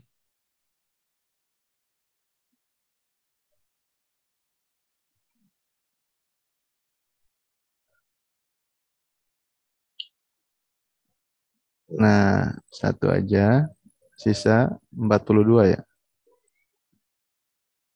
Nah, oke. Ya, silakan Bang Luga. Tadi siapa yang lagi ngomong? Oke, silakan Bang Luga buktikan ke kita ya, bahwa Tuhannya Bani Israel itu adalah benar-benar menuhankan manusia bernama Yesus. Silakan. Kalau tidak, berarti Paulus nabi palsu. Itu aja poin saya. Silakan. Anda bertanya apakah Adam menyembah Yesus? Si Adam kan udah meninggal. Bagaimana lu bisa tanya sama gua? Dia aja tidak hidup sejaman dengan Yesus. Apakah Abraham menyembah Yesus? Ya Abraham kan udah meninggal. Nggak mungkin bisa gua tanya sekarang sama dia. Nah, tapi kalau seandainya mereka satu zaman, mereka pasti menyembah. Nah, Anda mengatakan Adam tidak sejaman dengan Yesus. Anda mengatakan Yesus tidak sejaman dengan para nabi ini. Berarti jelas Yesus belum ada, belum zamannya dia, karena dia adalah manusia, anak keturunan Maria. Inilah yang saya katakan bahwa nabi palsu telah menjebak Anda menyembah manusia. Ternyata Anda mengakui Adam tidak sejaman Yesus. Selesai. Gimana tuh? Masih ada argumen? Iya, Adam itu kan tidak sejaman dengan Yesus. Secara sejaman Yesus, berarti Yesus belum ada. Tetapi secara roh, ya Adam menyembah Yesus. Nggak bisa gitu. Kenapa? Tuhannya Bani Israel itu dikatakan sebagai ruah. Dia goib. Bukankah di dalam pengajaran agama Kristen Tuhan mereka itu adalah roh, sementara Yesus adalah manusia? Gimana tuh? Anda menjelaskan. Nabi palsu inilah yang menggiring Anda, menjebak Anda menuhankan manusia bernama Yesus. Gini, masih ada argumen? Silakan. Nabi palsu ini mengatakan Tuhan itu bukan roh. Orang Bani Israel sudah jelas-jelasnya ada roh Allah. Roh Allah mengurapi Daud. Roh Allah mengurapi para nabi. Bahkan nabi-nabi itu penuh dengan roh Allah. Kalau nabi palsu, dia mengatakan bilangnya roh Tuhan itu bukan roh, tapi pokoknya bahkan roh itu dibilangnya ciptaan. Ini aja sudah beda. Ajaran para nabi itu sama dengan ajarannya Muhammad. Muhammad kan tidak mengatakan Allah itu roh. Sementara seluruh para nabi mengatakan Allah itu roh. Nabi mana yang tidak mengatakan Allah bukan roh? Sudah jelas roh Allah mengurapi, berkuasa atas Daud, 1 Samuel 16 ya. Keluaran, roh Allah mengurapi Musa. Roh Kejadian 1 ayat 2, Kejadian 1 ayat 2, maka roh Allah melayang-layang. Roh Kudus mengurapi Zakaria. Roh masuk kepada Yeremia, hakim-hakim. Roh Tuhan berkuasa atas Simson. Semua para nabi itu mengatakan bahwa Allah itu adalah roh Allah. Nah, semua para nabi Anda katakan, semua para nabi mengajarkan bahwa Tuhan itu adalah roh. Sementara Paulus mengatakan Yesus itu adalah Tuhan yang mengambil rupa manusia. Berarti dia bukan roh lagi. Kalau Anda mengatakan pada diri Yesus itu ada Tuhan, yaitu rohnya, berarti Yesus memiliki dua roh. Kenapa? Karena ketika penulis kitab Anda mengambil kitab Mazmur 22, di mana dia mengambil Eli, Eli lama sabachthani di sana, berarti Yesus sudah ditinggalkan oleh Tuhan. Tapi kenapa kemudian masih dia teriak? Roh mana yang berteriak? Sementara mayat nggak mungkin teriak. Berarti pada diri Yesus itu ada roh. Yang mana dia ditinggalkan oleh roh. Berarti Yesus punya dua roh. Nah, yang menjadi permasalahan sekarang adalah Paulus membimbing Anda menyembah manusia yang sudah ditinggalkan oleh roh. Tuhanku, Tuhanku, mengapa engkau meninggalkan aku? Yang tertinggal sekarang di atas tiang salib adalah roh manusia dan jasad manusia. Inilah yang dijajakan Paulus yang Anda tuhankan sekarang sampai kepada endingnya Anda pun mengaku sebagai nabi. Silakan kalau masih ada argumen. Ya, jadi oke. Anda tidak bisa membuat statement tanpa ada mujizat. Tidak bisa, ya. Karena Anda saya lihat tadi cuma menduga-duga dugaan ini memang sulit dideteksi, ya. Karena iblis itu nyesat. Ya. Makanya kalau Anda membuat statement, Anda harus membuat satu mujizat. Sementara Nabi Anda Muhammad tidak bisa bangkit dari antara orang mati, sementara Yesus bangkit dari antara orang mati. Yang perlu kita dengarkan adalah omongan Yesus. Kenapa perlu kita dengarkan omongan Yesus? Karena Allah sudah berkata, inilah anak yang kukasihi, dengarkanlah dia. Nah, sekarang itu yang dia. Anda dengarkan adalah Muhammad. Kenapa Nah, itu Anda dia. mendengarkan Muhammad? Itu dia. Padahal Yesus dikatakan, turun dari sorga. Muhammad inilah tidak turun dari sorga. Kenapa Anda mendengarkan Yesus? Kenapa Anda tidak mau mendengarkan Yesus? Begini. Yesus mengatakan, kenapa Anda lebih memilih mendengarkan Muhammad? Yesus mengatakan, aku utusan Tuhan kepada Bani Israel. Kami mendengarkan itu. Al-Quran juga menerangkan bahwa dia adalah nabi kepada Bani Israel. Kami dengarkan itu. Nah sekarang permasalahannya adalah Anda yang tidak mendengarkan ketika Yesus mengatakan bahwa anak-anakku zaman ini adalah zaman terakhir, di tengah-tengah kita telah bangkit antikristus dan dia berasal dari tengah-tengah kita. Kenapa Anda tidak dengarkan itu? Waspadalah kepada ahli Taurat, Yesus waspadalah berkata, kepada orang Farisi, waspadalah kepada ahli waspadalah kepada domba-domba yang nyamar menjadi serigala yang nyamar menjadi domba. Kenapa Anda tidak mendengarkan itu? Kalau Anda mendengarkan Yesus menyuruh Anda dibaptis, emang Anda taat? Hah? Silakan Anda dibaptis, silakan Anda dibaptis, silakan Anda dibaptis. Pembaptisan itu adalah pentobatan. Kenapa Yesus menyuruh murid-muridnya untuk membaptis? Karena orang-orang ini tidak menerima Yesus sebagai utusan. Tidak menerima Roh Kudus yang membimbing dia sebagai malaikat yang datang untuk menyampaikan firman kepadanya. Yesus perintahkan, Anda dibaptis, kenapa Anda tidak mau? Kenapa kami dibaptis setiap saat. Kenapa Anda ketika kami bersyahadat, tidak ada Tuhan selain Allah. Dibaptis di dalam nama Bapa, Anak, dan Roh Kudus. Bapa yang Anda maksud itu adalah Allah Subhanahu wa taala yang diterangkan di dalam kitabnya Bani Israel.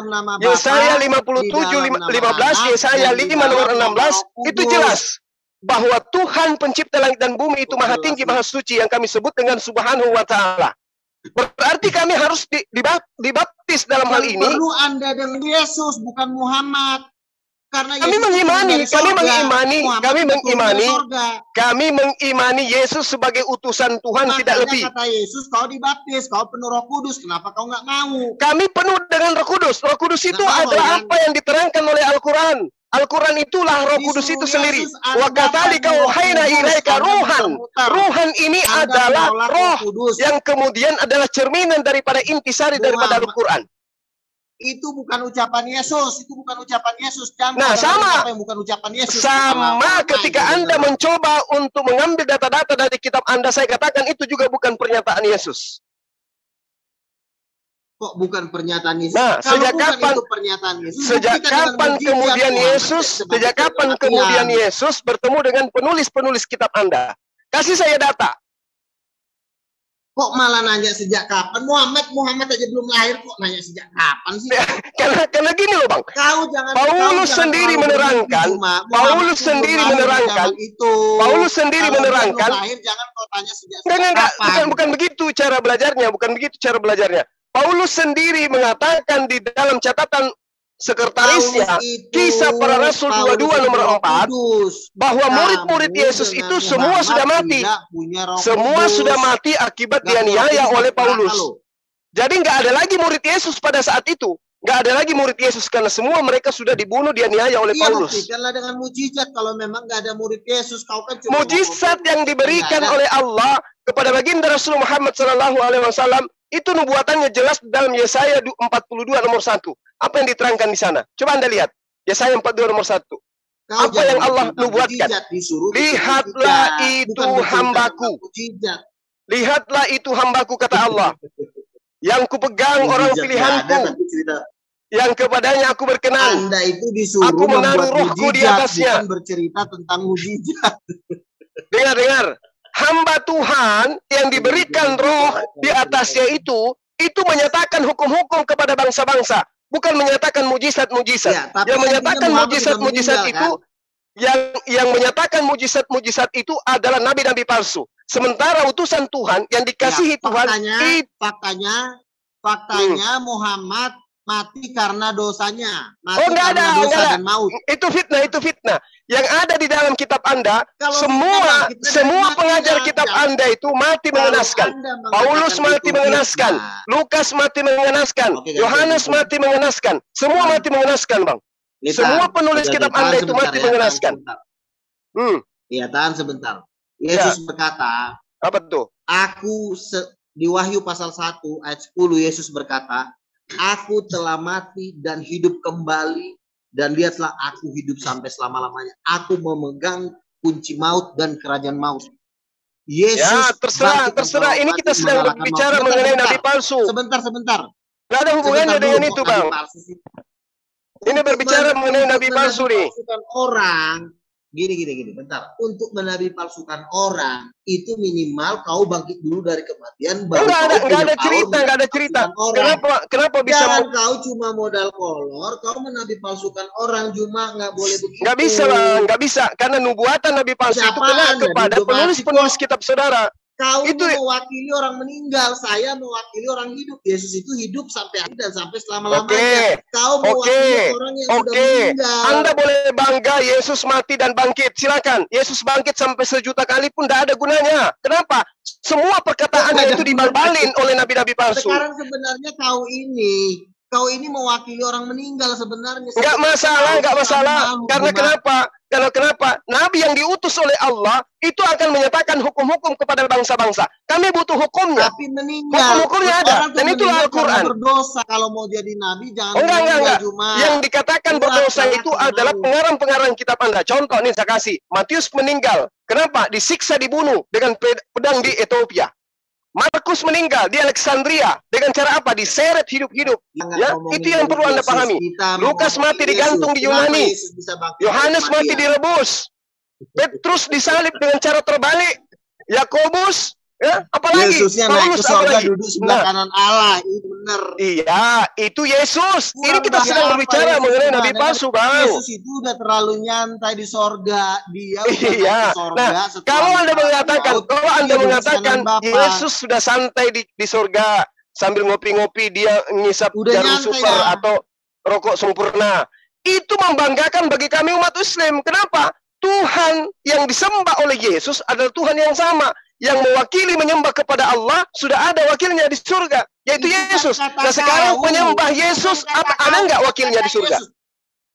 kalau Yesus sudah di sorga, kau dengar ucapan Yesus, jangan kau lagi ucapan orang-orang. Kami sudah mendengarkan ucapan Yesus, dia adalah utusan Tuhan. Hidup kekal itu adalah mengenal aku sebagai utusan Allah. Kami sudah katakan itu dan kami sudah iakan dalam iman kami.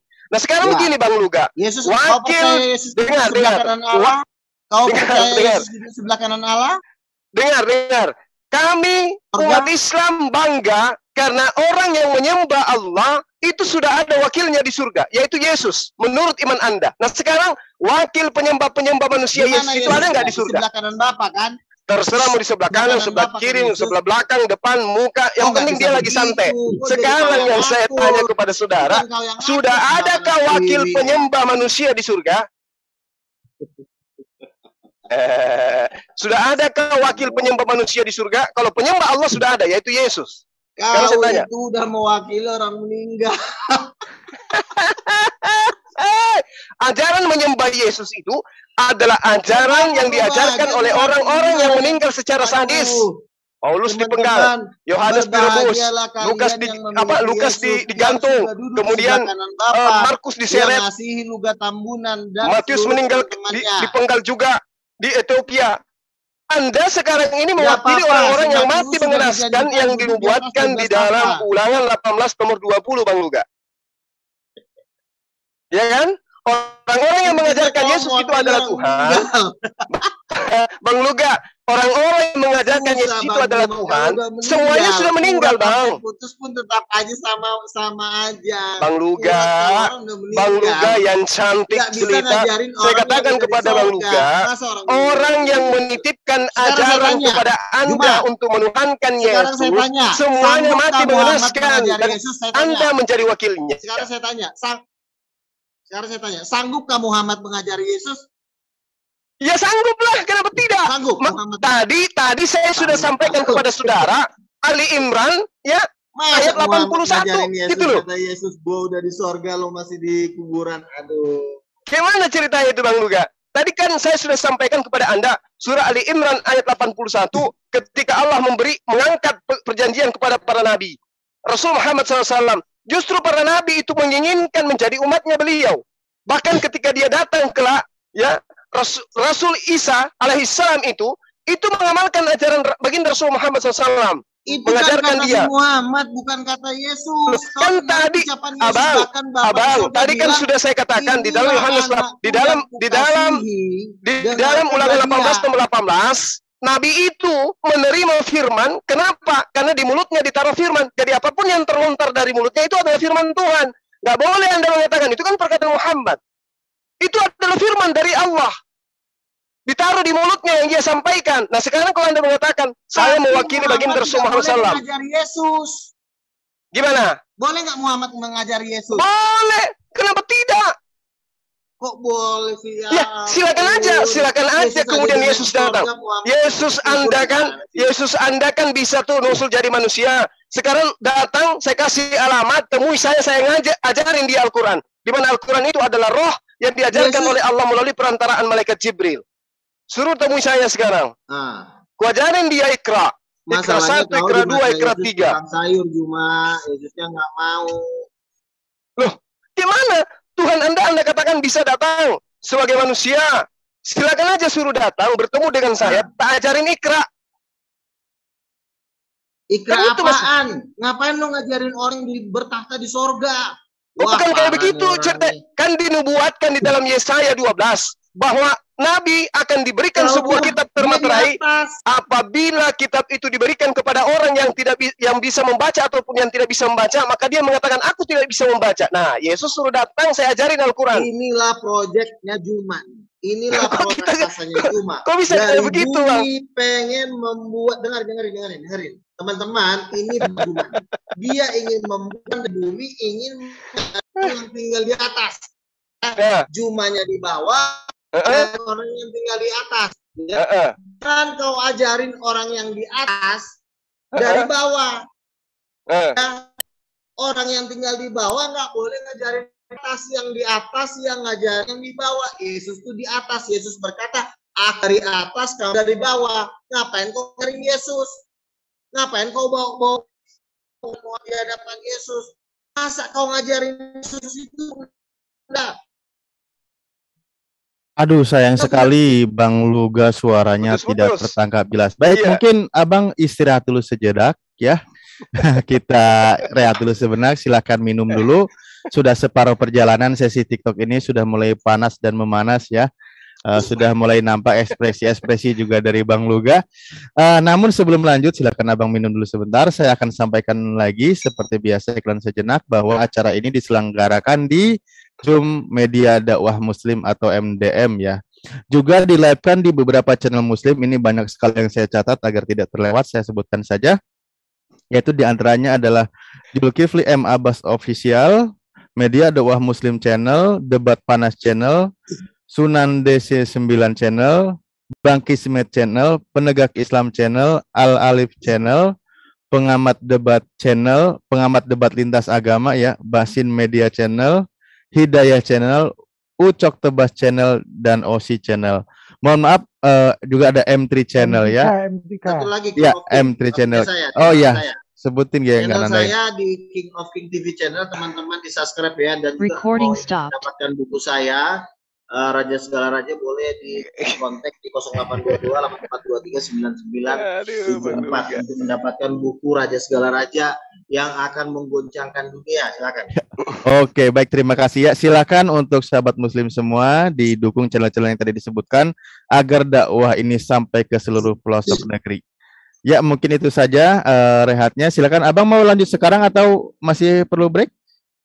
Lanjut aja. Lanjut, Bang Juma lanjut ya. Ya, silakan. Oke, siap, waktu berjalan. Ya. Jadi Ya. orang Silakan, yang di Bang. bawah jangan membuat seminar kepada orang yang di atas. Nanti mereka yang di atas ketawa. Yesus dengan Bapak ketawa lihat kalian. Nih, waduh, ini anak masa ngajarin gua orang katanya. Malaikat-malaikat juga nanti ketawa dan beserta para nabi. Yang di bawah, ya tahu diri. Hargai orang yang duduk di tempat yang maha tinggi, yaitu Yesus, yang sudah berbahagia dengan Bapa di sorga, duduk di sebelah kanannya dan akan datang kedua kali sebagai Raja segala raja. Bertobat. Jadi apapun yang Anda katakan, apalagi posisi Anda masih di bumi, cuma jangan kau ajarin Yesus yang udah di atas ya. Orang di bawah nggak boleh mengajarin orang di atas. Itu juga udah diajarkan dalam sopan santun. Kita harus hormat sama yang di atas ya, yaitu Yesus Kristus. Jadi gini Bang Luga. Sekarang Anda menyanjung Yesus, dia di atas, dia duduk sebagai apakah di atas itu ya kan? Nah, sekarang ketika dia hidup di atas muka bumi, Yesus itu sujud dalam beribadah, tidak makan babi, dia bersunat, menyembah hanya kepada satu Tuhan. Dan yang terpenting kemudian adalah dia tidak pernah mengajarkan hal yang diajarkan Kristen hari ini, tetapi mengajarkan tentang keislaman. Shalom alaihim, damai sejahtera kutinggalkan untukmu. Nah, sekarang saya tanya kepada saudara, wakil kami menyembah kepada Tuhan yang satu, itu sudah ada di surga katanya. Nah, sekarang wakil Anda menyembah manusia itu, apakah sudah ada di surga? Paulus kah, Matius kah, Lukas kah, Markus kah, atau siapa? Coba Bang, ini dulu. Kami Muslim bangga. Mereka semua murid-murid Yesus dikatakan, kamu akan duduk di atas 12 tahta dan akan menjadi hakim. Yesus sudah menggaransi mereka. Dan kamu akan, di Lukas 20 ayat 22 dikatakan, kamu akan makan dan minum semeja di dalam kerajaanku. Mereka udah dijamin sama Yesus. Yesus berkata, aku pergi untuk menyediakan tempat bagimu, setelah itu aku akan datang supaya kamu berada dimanapun aku pun berada. Yesus sudah menjamin murid-muridnya. Jelas ya, mereka sudah nah sekarang di Yesus, sekarang begini, Yesus menjamin muridnya, betul, menjamin muridnya, benar. Kami tahu itu, bahwa 144.000 itu sudah dimateraikan untuk masuk ke dalam surganya Yesus, di mana itu adalah semua Bani Israel. Mereka tidak ada yang menuhankan Yesus. Yang menjadi pertanyaan sekarang, ini pengikut-pengikut Nabi palsu ini yang menyembah kepada Yesus ini, mana jaminan Yesus keselamatan untuk mereka? Mana Bang Luga? Itu yang perlu dipahami. Di dalam kitab Wahyu ada 144.000 yang dimateraikan untuk masuk ke dalam surganya Yesus. Grup kau pernah ke surga nggak? Kenapa? Grupnya kamu pernah ke surga nggak? Satu di antara kalian? Ya, Yesus sudah mewakili kami di surga. Kami udah sering. Kau masih ngomongin surga gitu. Nah, inilah yang saya katakan. Ajaran Nabi palsu itu membuat Anda seperti ini. Anda sering lompat ke surga. Kok jadi Nabi palsu sih? Orang yang dibawa ke surga bilangnya Nabi palsu. Nabi palsu itu menurut ulangan, Bang, dia akan mati dalam kesengsaraan, gitu loh. Jangan lo sirik akan kebahagiaan orang lain. Bukan saya sirik. Gimana sih, Bang? Saya kan udah mengatakan ke Bang Luka, Yesus ketika dia datang, dia adalah makhluk ciptaan yang taat sampai dia mati. Itu diterangkan dalam kitab saudara. Loh. Kau jangan tambah-tambah. Aduh, Yesus itu kan omongan kau. Itu bukan Yesus mengatakan. Lalu yang diterangkan di dalam kitab Bang Luga sebagai orang yang taat sampai mati itu siapa? Sekarang aku tanya, yang membangkitkan nanti semua yang di kuburan termasuk Muhammad, siapa yang bangkitin? Nggak ada cerita. Yesus itu diberi kuasa untuk mengajarkan dan membangkitkan. Kenapa? Karena dia adalah manusia. Tapi dia tidak begini, Bang. Dengar. Dengar. Dia tidak mengatakan begini. You, bangkit. You, bangkit. Lu gak bangkit. Dia nggak kayak begitu. Yang dimaksud oleh Yesus adalah yang percaya kepadanya bahwa dia adalah utusan Tuhan dan percaya kepada Tuhannya bahwa dia adalah Tuhan satu-satunya. Itulah yang diberi kewenangan untuk dibangkitkan. Mereka Siapa bangkit.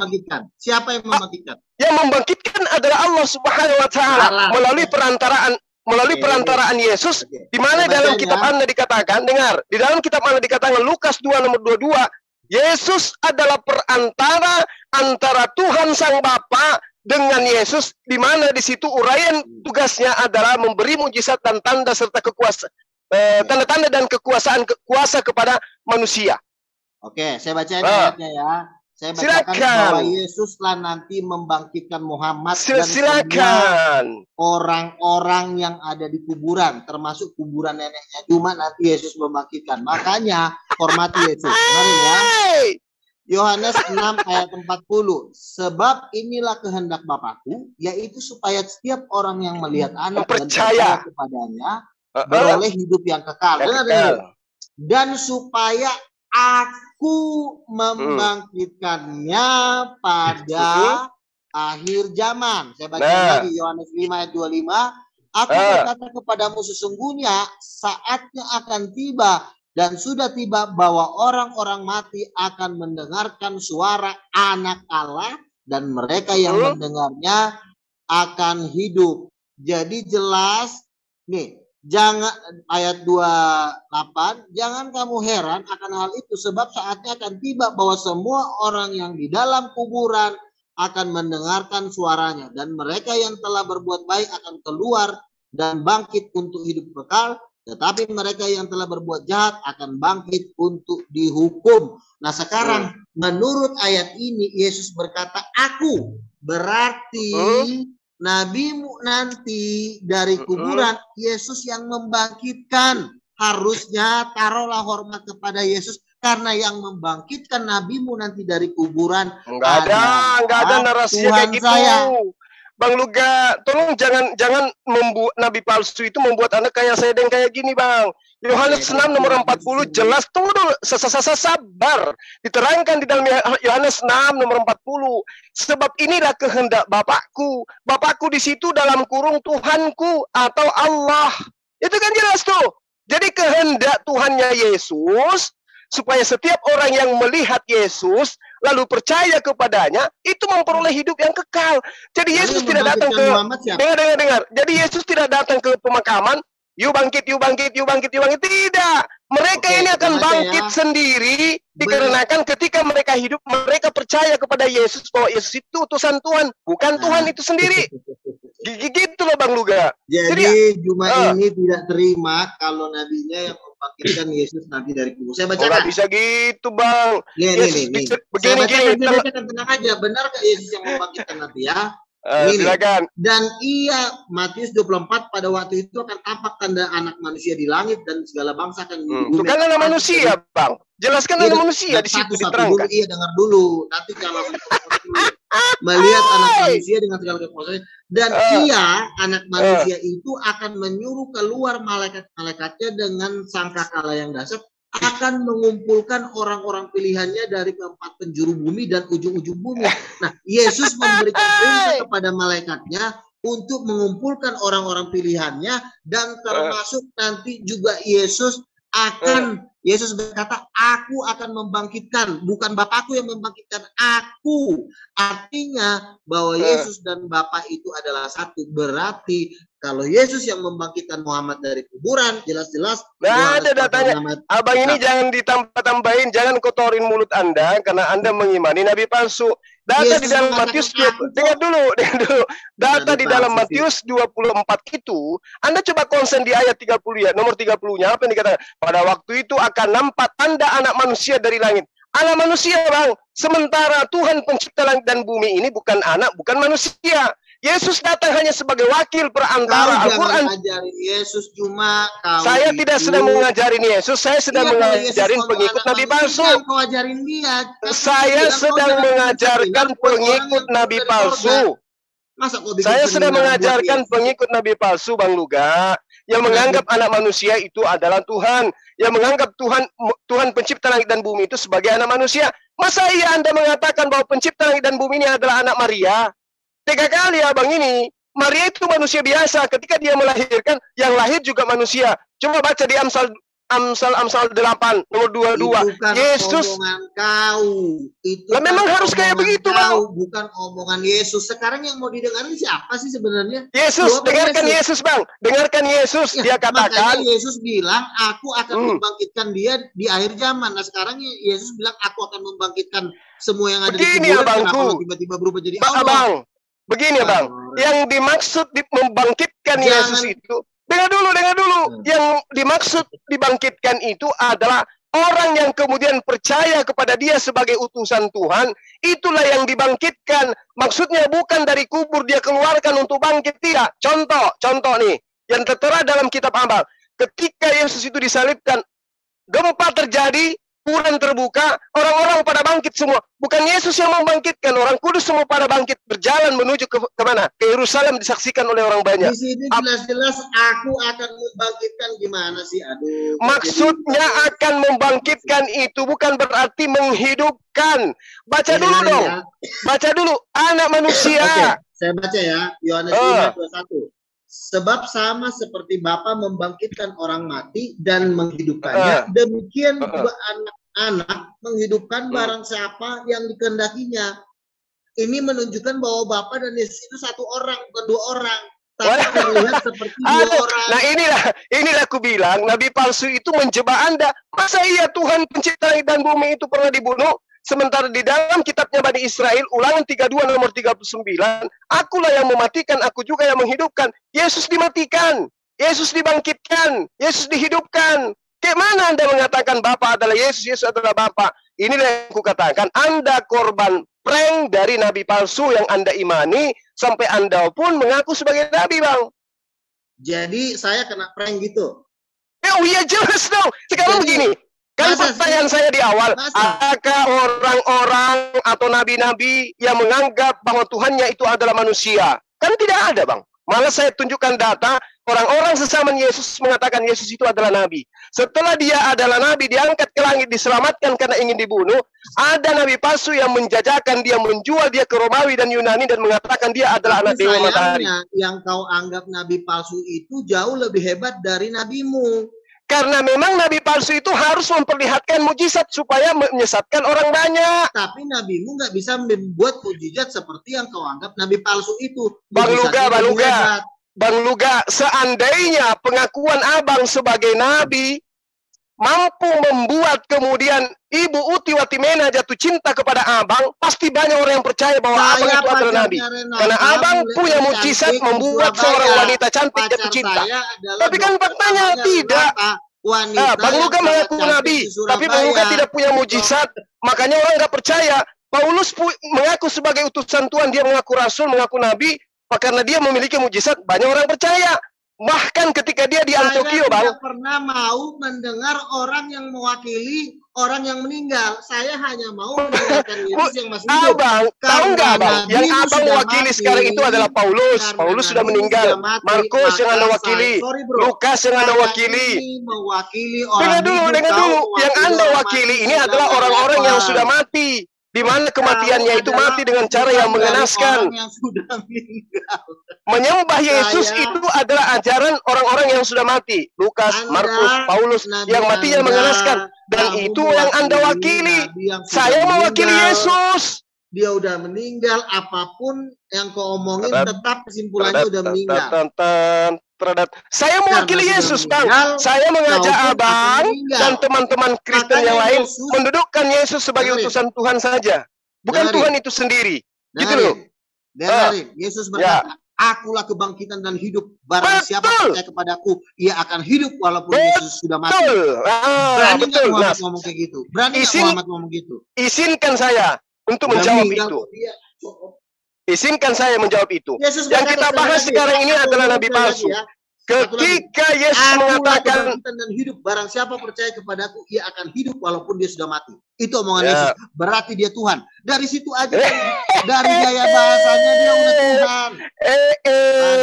Onde mande, Bang Luga. Yesus mengatakan barang siapa yang percaya kepadaku, maka dia akan memperoleh hidup yang kekal. Saya percaya kepada dia. Dia mengatakan akulah nabi, akulah rasul kepada Bani Israel. Aku percaya. Rumah ini karena dia sudah berarti aku memperoleh hidup yang kekal. Nah sekarang Anda tidak percaya kepada Yesus. Ketika Yesus mengatakan aku dan Bapa adalah dua, Abang nggak percaya. Yohanes 8 nomor 17, nomor 18, nomor 19, Yesus mengatakan aku dan Bapa adalah dua. Tapi Abang nggak percaya. Yesus mengatakan aku tidak dapat berbuat apa-apa dari diriku sendiri. Abang nggak percaya. Gitu loh.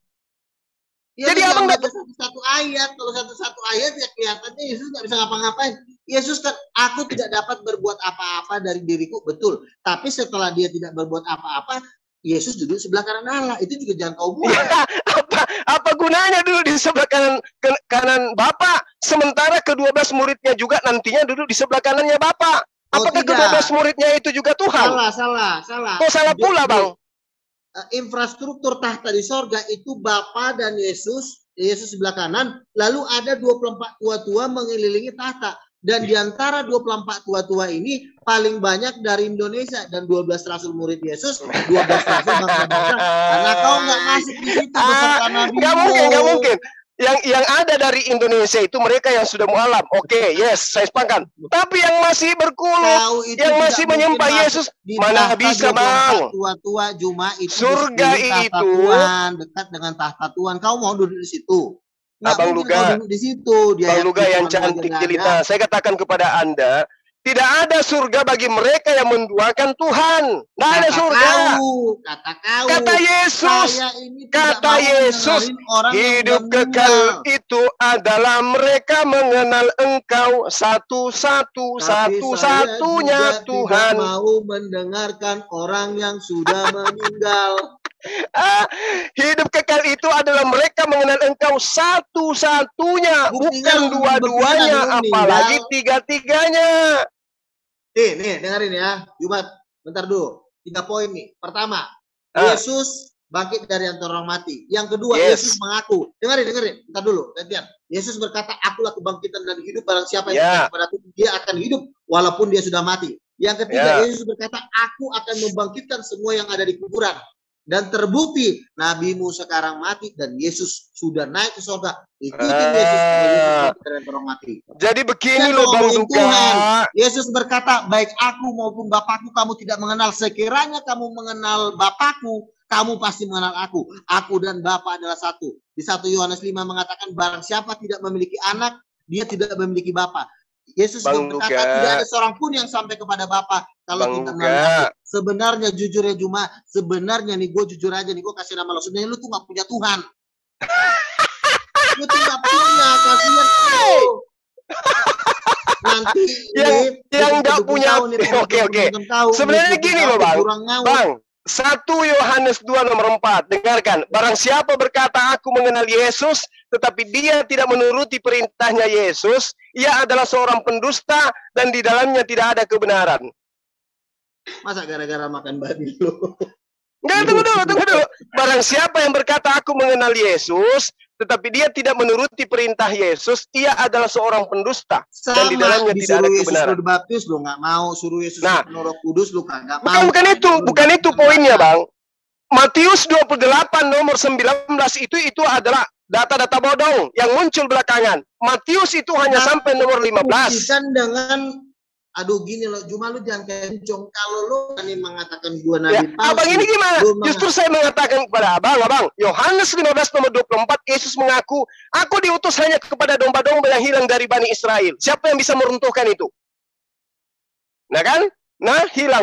Rohnya hilang. Iya, karena Yesus menganggap kesalahan itu anjing. Makanya dia ngutusnya ke Israel. Ya, Yesus kan mengaku, aku diutus hanya kepada domba-domba yang hilang dari Bani Israel. Pertanyaan saya, Yesus bohong atau tidak? Sekarang saya tanya, Yesus bohong atau tidak? Yesus itu diutus kepada bangsa Israel untuk menggenapi janji-janjinya kedatangannya Mesias di Israel, bukan di Cina, bukan di Hong Kong. Itu perlu dikasih tahu. Ajarannya itu berarti dia diutus hanya untuk Bani Israel, bukan untuk Bang Luga. Begini loh, maksudnya Tuhan itu datang di Israel karena dia datang kepada keturunan Abraham sesuai dengan janjinya kepada Abraham, bukan ke bangsa lain. Bukan berarti itu sudah menjawab itu. Israel. Itu sudah menjawab, berarti Yesus itu tidak berdusta, dia diutus hanya kepada domba-domba yang hilang dari Bani Israel. Karena dulu semua menyembah setan, makanya enggak ada cerita itu di ajaran Yesus. Ini dikatakan, barang siapa berkata aku mengenal Yesus, tetapi ia tidak menuruti perintahnya, ia adalah seorang pendusta. Yesus mengatakan, aku diutus kepada domba-domba yang hilang dari Bani Israel. Yesus berpesan kepada ke-12 muridnya agar jangan ke bangsa lain. Berarti muridnya Yesus lo mengusir setan atas nama Yesus, lo kagak taat lo malah ngusir setan dalam. Sekali lagi saya katakan, Bang, di dalam Al-Quran diterangkan, aku tidak pernah mengatakan sesuatu yang bukan hakku untuk aku katakan. Aku mengajarkan mereka untuk menyembah Allah, Tuhanku dan Tuhanmu. Itu yang ada dalam Al-Quran. Ya, di dalam Matius, sabar. Di dalam Matius dikatakan bahwa enyahlah engkau daripadaku, engkau semua pembuat kejahatan. Siapa mereka? Yang bermujizat dengan menggunakan nama Yesus, bernubuat dan mengusir setan demi nama Yesus. Dan itu semua ada dalam diri Anda. Saya bangga punya saudara bernama Luga. Dia mampu mengusir setan, bermujizat. Ya, aku bangga. Tapi ternyata Anda berdiri di dalam barisan orang-orang yang akan ditendang oleh Yesus karena dikatakan Anda pembuat kejahatan. Saya sedih dan iba. Salah tafsir.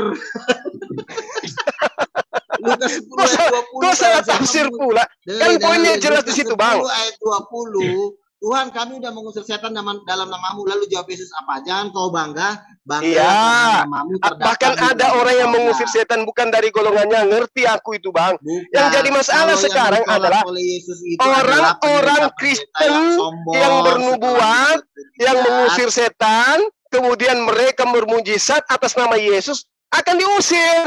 Kenapa diusir? Karena mereka mengimani Yesus tidak berdasarkan atas kehendak Bapa. Itu pendeta-pendeta yang setelah membuat mujizat jadi sombong, makanya Tuhan marah. Nah, itu bagaimana menurut Bang Luga, bom-bom masuk nggak dalam golongan itu? Siapa? Bom-bom itu tidak masuk, tapi dia masuk dalam dosa yang lain, dosa menghujat Roh Kudus, di blender, dilemparin di neraka dia. Kalau Rudi Yohanes gimana? Dosanya Rudi bukan mengusir setan, karena dia nggak bisa mengusir setan, dosanya lebih jahat. Jadi dia di blender juga di neraka? Hah? Di blender juga di neraka? Dia di neraka, kalian satu sel. Bertiga kalian. Gak bisa, Bang. Bapak menginginkan, sang Tuhan yang datang kepada Bani Israel menginginkan agar manusia menjadikan Yesus itu sebagai utusannya. Dan kami menjadikan dia itu sebagai utusan gitu loh, Bang. Teman-teman, kehendak Bapak mendudukkan Yesus sebagai utusan Bapak. Dan itu kami imani. Yesus itu adalah utusan Tuhan pencipta langit dan bumi. Kau tuh orang buta nuntun orang buta. Gimana ceritanya saya orang buta lah, saya baca di dalam kitab Ajaran Abang kok. ngaco semua. Kok ngaco Makanya pula? saya bilang, ikutinlah orang yang hidup, jangan ikutin orang. Gua nih sekarang nih, kalau Abang ini orang pengikut meninggal. orang yang sudah meninggal. Yesus sudah Paulus, bangkit, sudah hidup, Lukas, selama-lamanya. Markus, Yakobus, Ya, Petrus, Lukas bukan- itu semua Lukas orang itu sudah sama- meninggal. Itu Lukas yang itu sama Abang seperti ikutin. Saya. Gak ada bedanya Lukas sama saya. Dia bukan, saya nggak ikut Lukas, saya ikut Yesus. Karena Justru Yesus saya udah Lukas bangkit yang dari mengajarkan mati. untuk menuhankan Yesus. Baca coba Lukas Jadi 1. teman-teman, terlihatlah di sini ya, levelnya udah beda ya. Yang satu level bawah, kita level atas ya. Kita, Tuhan kita udah bahagia. Kita bentar lagi juga udah mau berangkat bersama Yesus. Juma ini tertinggal nanti dia. Pas nanti rapture, pengangkatan Juma ini tertinggal. Dia selama 3,5 tahun akan masuk dalam antikristus, disiksa sama iblis nanti ya. Ya, Kasihan itu kau menurut Juma. Bang Luga. Kami pun sama Bang Luga. Alhamdulillah, oknum yang menyembah kepada Allah, beriman Kau kepada jangan Taurat dan dengerin orang Injil, yang udah yaitu meninggal, Yesus, Juma. Orang telah yang udah mewakili kami meninggal, umat jangan kau Islam yang ada di dengerin. surga menurut Abang. Nah, sementara penyembah-penyembah manusia bernama Yesus belum ada ke surga. Gimana itu? Inilah orang kalau udah memang ngikutin orang yang udah meninggal. Astagfirullahaladzim. Menyembah Yesus itu ajaran Matius, Markus, Lukas, Yohanes, Tapi Petrus, faktanya Yakobus. nabimu meninggal, bukan kayak Yesus bahagia di surga. Loh, memang manusia itu dicipta untuk meninggal, untuk Salah, menuju kepada kata Yesus, kehidupan manusia berikutnya. mati karena berdosa. Abang, untuk Adam menuju juga kepada mati kehidupan gara-gara berikutnya berdosa, ada gara-gara tangga makan yang buah disebut pohon. tangga kematian.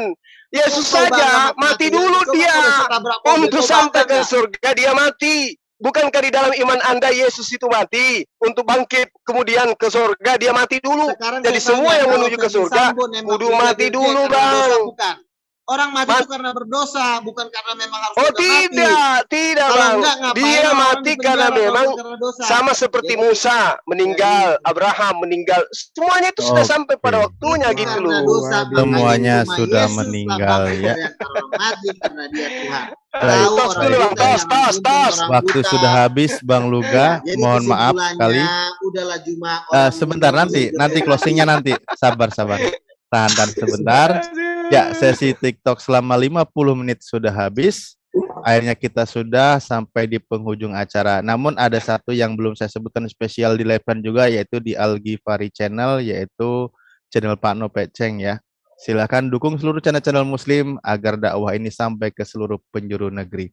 Ya, kita sambil nunggu narasumber minum dulu sejenak, mungkin untuk agar sedikit ini ya lega tenggorokan. Kita akan masuk di closing statement. Mungkin closing statement karena Berapa tadi menit? 5 menit ya. Kira-kira cukup atau kebanyakan? Boleh. Boleh ya, cukup ya. Oke, closing statement 5 menit karena tadi Gurunda Juma diawali yang membuka, maka closing statement akan diawali oleh Bang Luga Tambunan. Ya, tunggu sebentar, Jadi waktu sudah siap? Ya. Oke, siap. Ya, silakan. Jadi Kesimpulannya adalah jangan kita ngikutin orang yang udah meninggal. Ya, simple itu. Itu nasihat yang sangat bagus. Kita ikut. Yesus berkata, "Akulah jalan dan kebenaran dan hidup, tidak ada seorang pun yang sampai kepada Bapa dan kalau tidak melalui aku." Kenapa kita harus Yesus aku hidup? Karena Yesus berkata jelas, "Akulah kebangkitan dan hidup, tidak ada seorang pun yang sampai kepada Bapa. Walaupun ia sudah mati, ia akan hidup kembali. Akulah kebangkitan, aku," kata Yesus. Ya. Perhatikan semua ucapan Yesus. Jadi, jelas Juma sudah salah dalam melangkah. Karena dia mendengarkan orang yang sudah meninggal. Abraham pun nggak mau saya dengerin. Musa juga manusia. Musa nggak ada bedanya dengan saya. Sama-sama manusia berdosa. Ya, makanya saya nggak mau dengerin Musa. Saya nggak mau dengerin Abraham.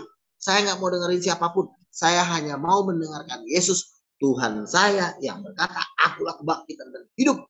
Yesus berkata, "Aku telah mati dan aku telah hidup. Aku memegang kunci maut dari kerajaan maut dan aku hidup untuk selama-lamanya." Karena saya percaya Yesus, maka boleh saya mempercayai para nabi. Tapi dasarnya adalah percaya kepada Yesus. Ya. Karena supaya ada jaminannya, jelas Yesus sudah jadi manusia, tidak ada yang ditutupin, tidak bermain goib. Ya. Kalau Allah, saya nggak tahu dia di mana berada. Jangan paksa saya untuk mengenal dia, karena dia juga nggak kelihatan. Saya ini punya keterbatasan, kita ini manusia. Jadi kita tidak bisa memaksakan untuk mengenal Tuhan yang tidak terlihat. Makanya Yesus datang untuk memutuskan keraguan atau penghalang-penghalang itu. Ya. Jadi Yesus itu adalah sang pemberi hidup kekal. Barang siapa percaya kepadaku, ia akan memperoleh hidup yang kekal. Jadi sangat jelas bahwa saya tidak mau mendengarkan orang yang sudah mati, ya, untuk membuktikan nabi palsu atau tidak pun, ya jelas. Kalau orang hidup melawan orang meninggal, ya pasti yang benar orang hidup dong. Buktinya dia bertahan hidup. Ya. Kenapa dia bisa bertahan hidup? Ya karena Yesus tidak punya dosa. Kenapa Yesus tidak punya dosa? Karena dia adalah Tuhan. Kenapa orang mati? Karena berdosa. Ya, walaupun banyak yang mengatakan orang memang udah harus mati, nggak ada orang harus sudah mati. Nggak mungkin Tuhan menciptakan orang harus mati. Gimana lo kalau ditabrak mobil, ditabrak kereta, memang harus ditabrak kereta? Nggak mungkin ya, kepala pecah. Orang mati kata Yesus karena dosa, udah ikutin. Kalau lo nggak ikutin, lo mati, lo masuk neraka. Simple. Itu aja lo langgar kok ucapan Yesus. Jadi sangat jelas ya teman-teman semuanya yang ada di studio atau di channel ini, bertobat, percaya kepada Yesus sebagai Tuhan, karena dia adalah Tuhan yang sesungguhnya. Otak kita ini tidak mampu mengenal Tuhan, makanya Tuhan menjadi manusia. Dia mengasihi kita. Karena begitu besar kasih Allah akan dunia ini, sehingga ia mengaruniakan anaknya yang tunggal, supaya setiap orang yang percaya kepadanya tidak binasa, melainkan memperoleh hidup yang kekal. Jadi teman-teman semuanya, Yesus itu adalah Tuhan. Yang percaya kepada Yesus itu adalah Tuhan, dan nabi-nabinya pun banyak, ya. Tidak ada orang boleh membatasi nabi. Oh, nabi harus 20, nabi harus 23, nggak boleh. Nabi itu sampai kapanpun harus ada, karena dialah yang menuntun kita kepada Tuhan. Kita butuh nabi. Kapan? Sampai hari ini pun nabi masih ada. Jadi kalau ada orang yang membatasi nabi, nabi udah habis. Sama lah Juma ini kayak si Rudi. Nabi pun udah nggak ada, sama kayak Katolik, ya.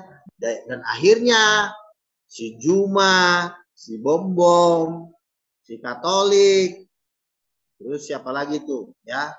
Kalian berada satu sel di neraka, ya. Saya coba nanti kontak Lucifer supaya disediakan kopi dulu lah. Lucifer, lu jangan nafsu dulu. Kasih dulu kopi mereka. Kopi Indomie. Ya kan, habis kopi Indomie. Lalu semua nungging. Baru kata Lucifer nih, gua ajar dulu. Gak bisa tahan ketawa aku. Semua harus nungging kata Lucifer. Jangan ada satupun yang nggak nungging. Akhirnya si Rudi lah yang pertama, masih Bombom. Terakhir si Juma. Dan akhirnya hancurlah di neraka lah. Tapi jangan sampai masuk neraka. Bertobat, dibaptis, dan diselamatkan. Shalom, God bless you. Oke, ya, closing statement sudah selesai dari pihak Kristen yang diwakili oleh Bang Luga. Silakan giliran Gurunda Juma, manfaatkan 5 menit. Tafadhol. Iya, saya maaf Bang Luga, saya tertawa bayangkan si Bombom anusnya ditusuk linggis panas, matanya kayak mana gitu ya. Allahu Akbar. Jadi tema kita ini sangat menarik memang ya.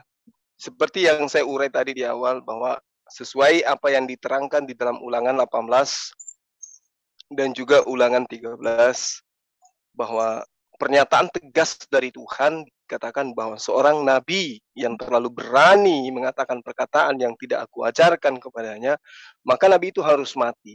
Ini penekanan yang harus kita pahami bersama-sama. Situ Tuhan mengatakan bahwa nabi itu harus kemudian mati. Nah, terlepas daripada Ulangan, ajaran daripada Nabi Musa alaihissalam yang kita pahami, baik Kristen maupun Islam, bahwa Allah memberikan Torah. Di dalam Torah itu memang mengajarkan poin-poin nubuatan atau ramalan Nabi terkait dengan masa yang akan datang pada masa itu. Di situ diterangkan jelas bahwa Nabi itu akan mati gitu loh.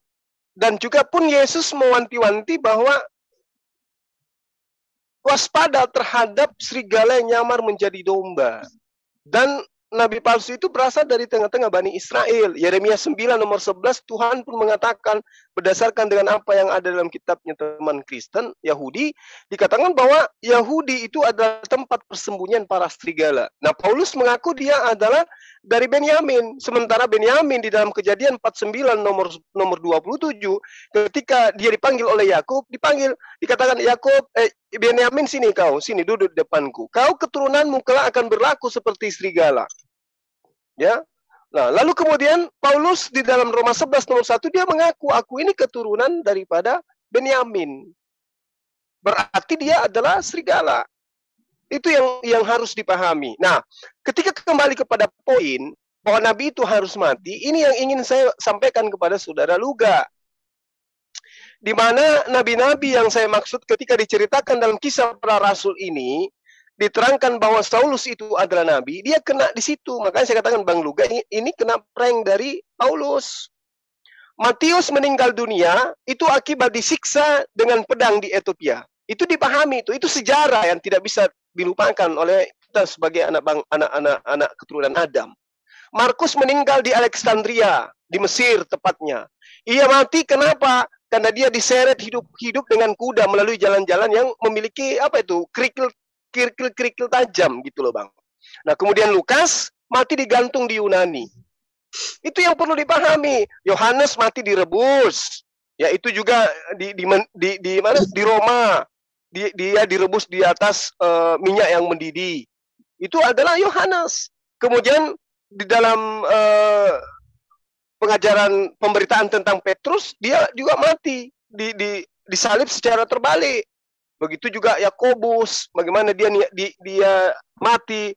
Andreas juga demikian, ya. Kemudian Thomas juga demikian, Yudas juga demikian, Paulus apalagi.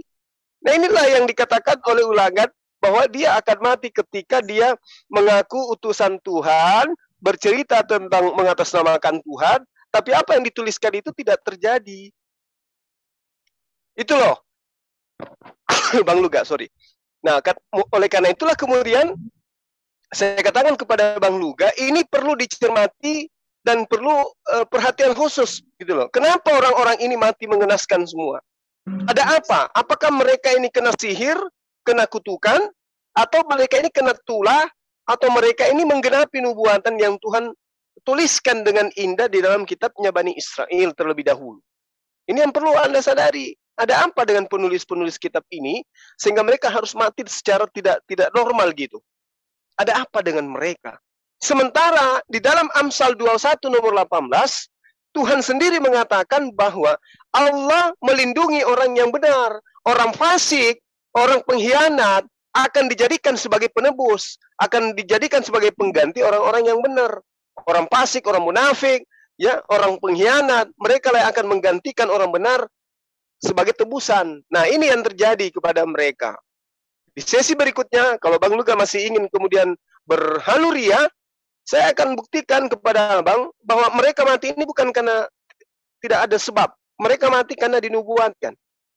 Nabi palsu itu dinubuatkan bahwa dia akan mati secara mengenaskan. Itu terekam di dalam kitab Ulangan. Itu tidak bisa dipungkiri itu. Anda nanti boleh mengambil dari Al-Quran, apakah Rasul Muhammad SAW juga mati mengenaskan.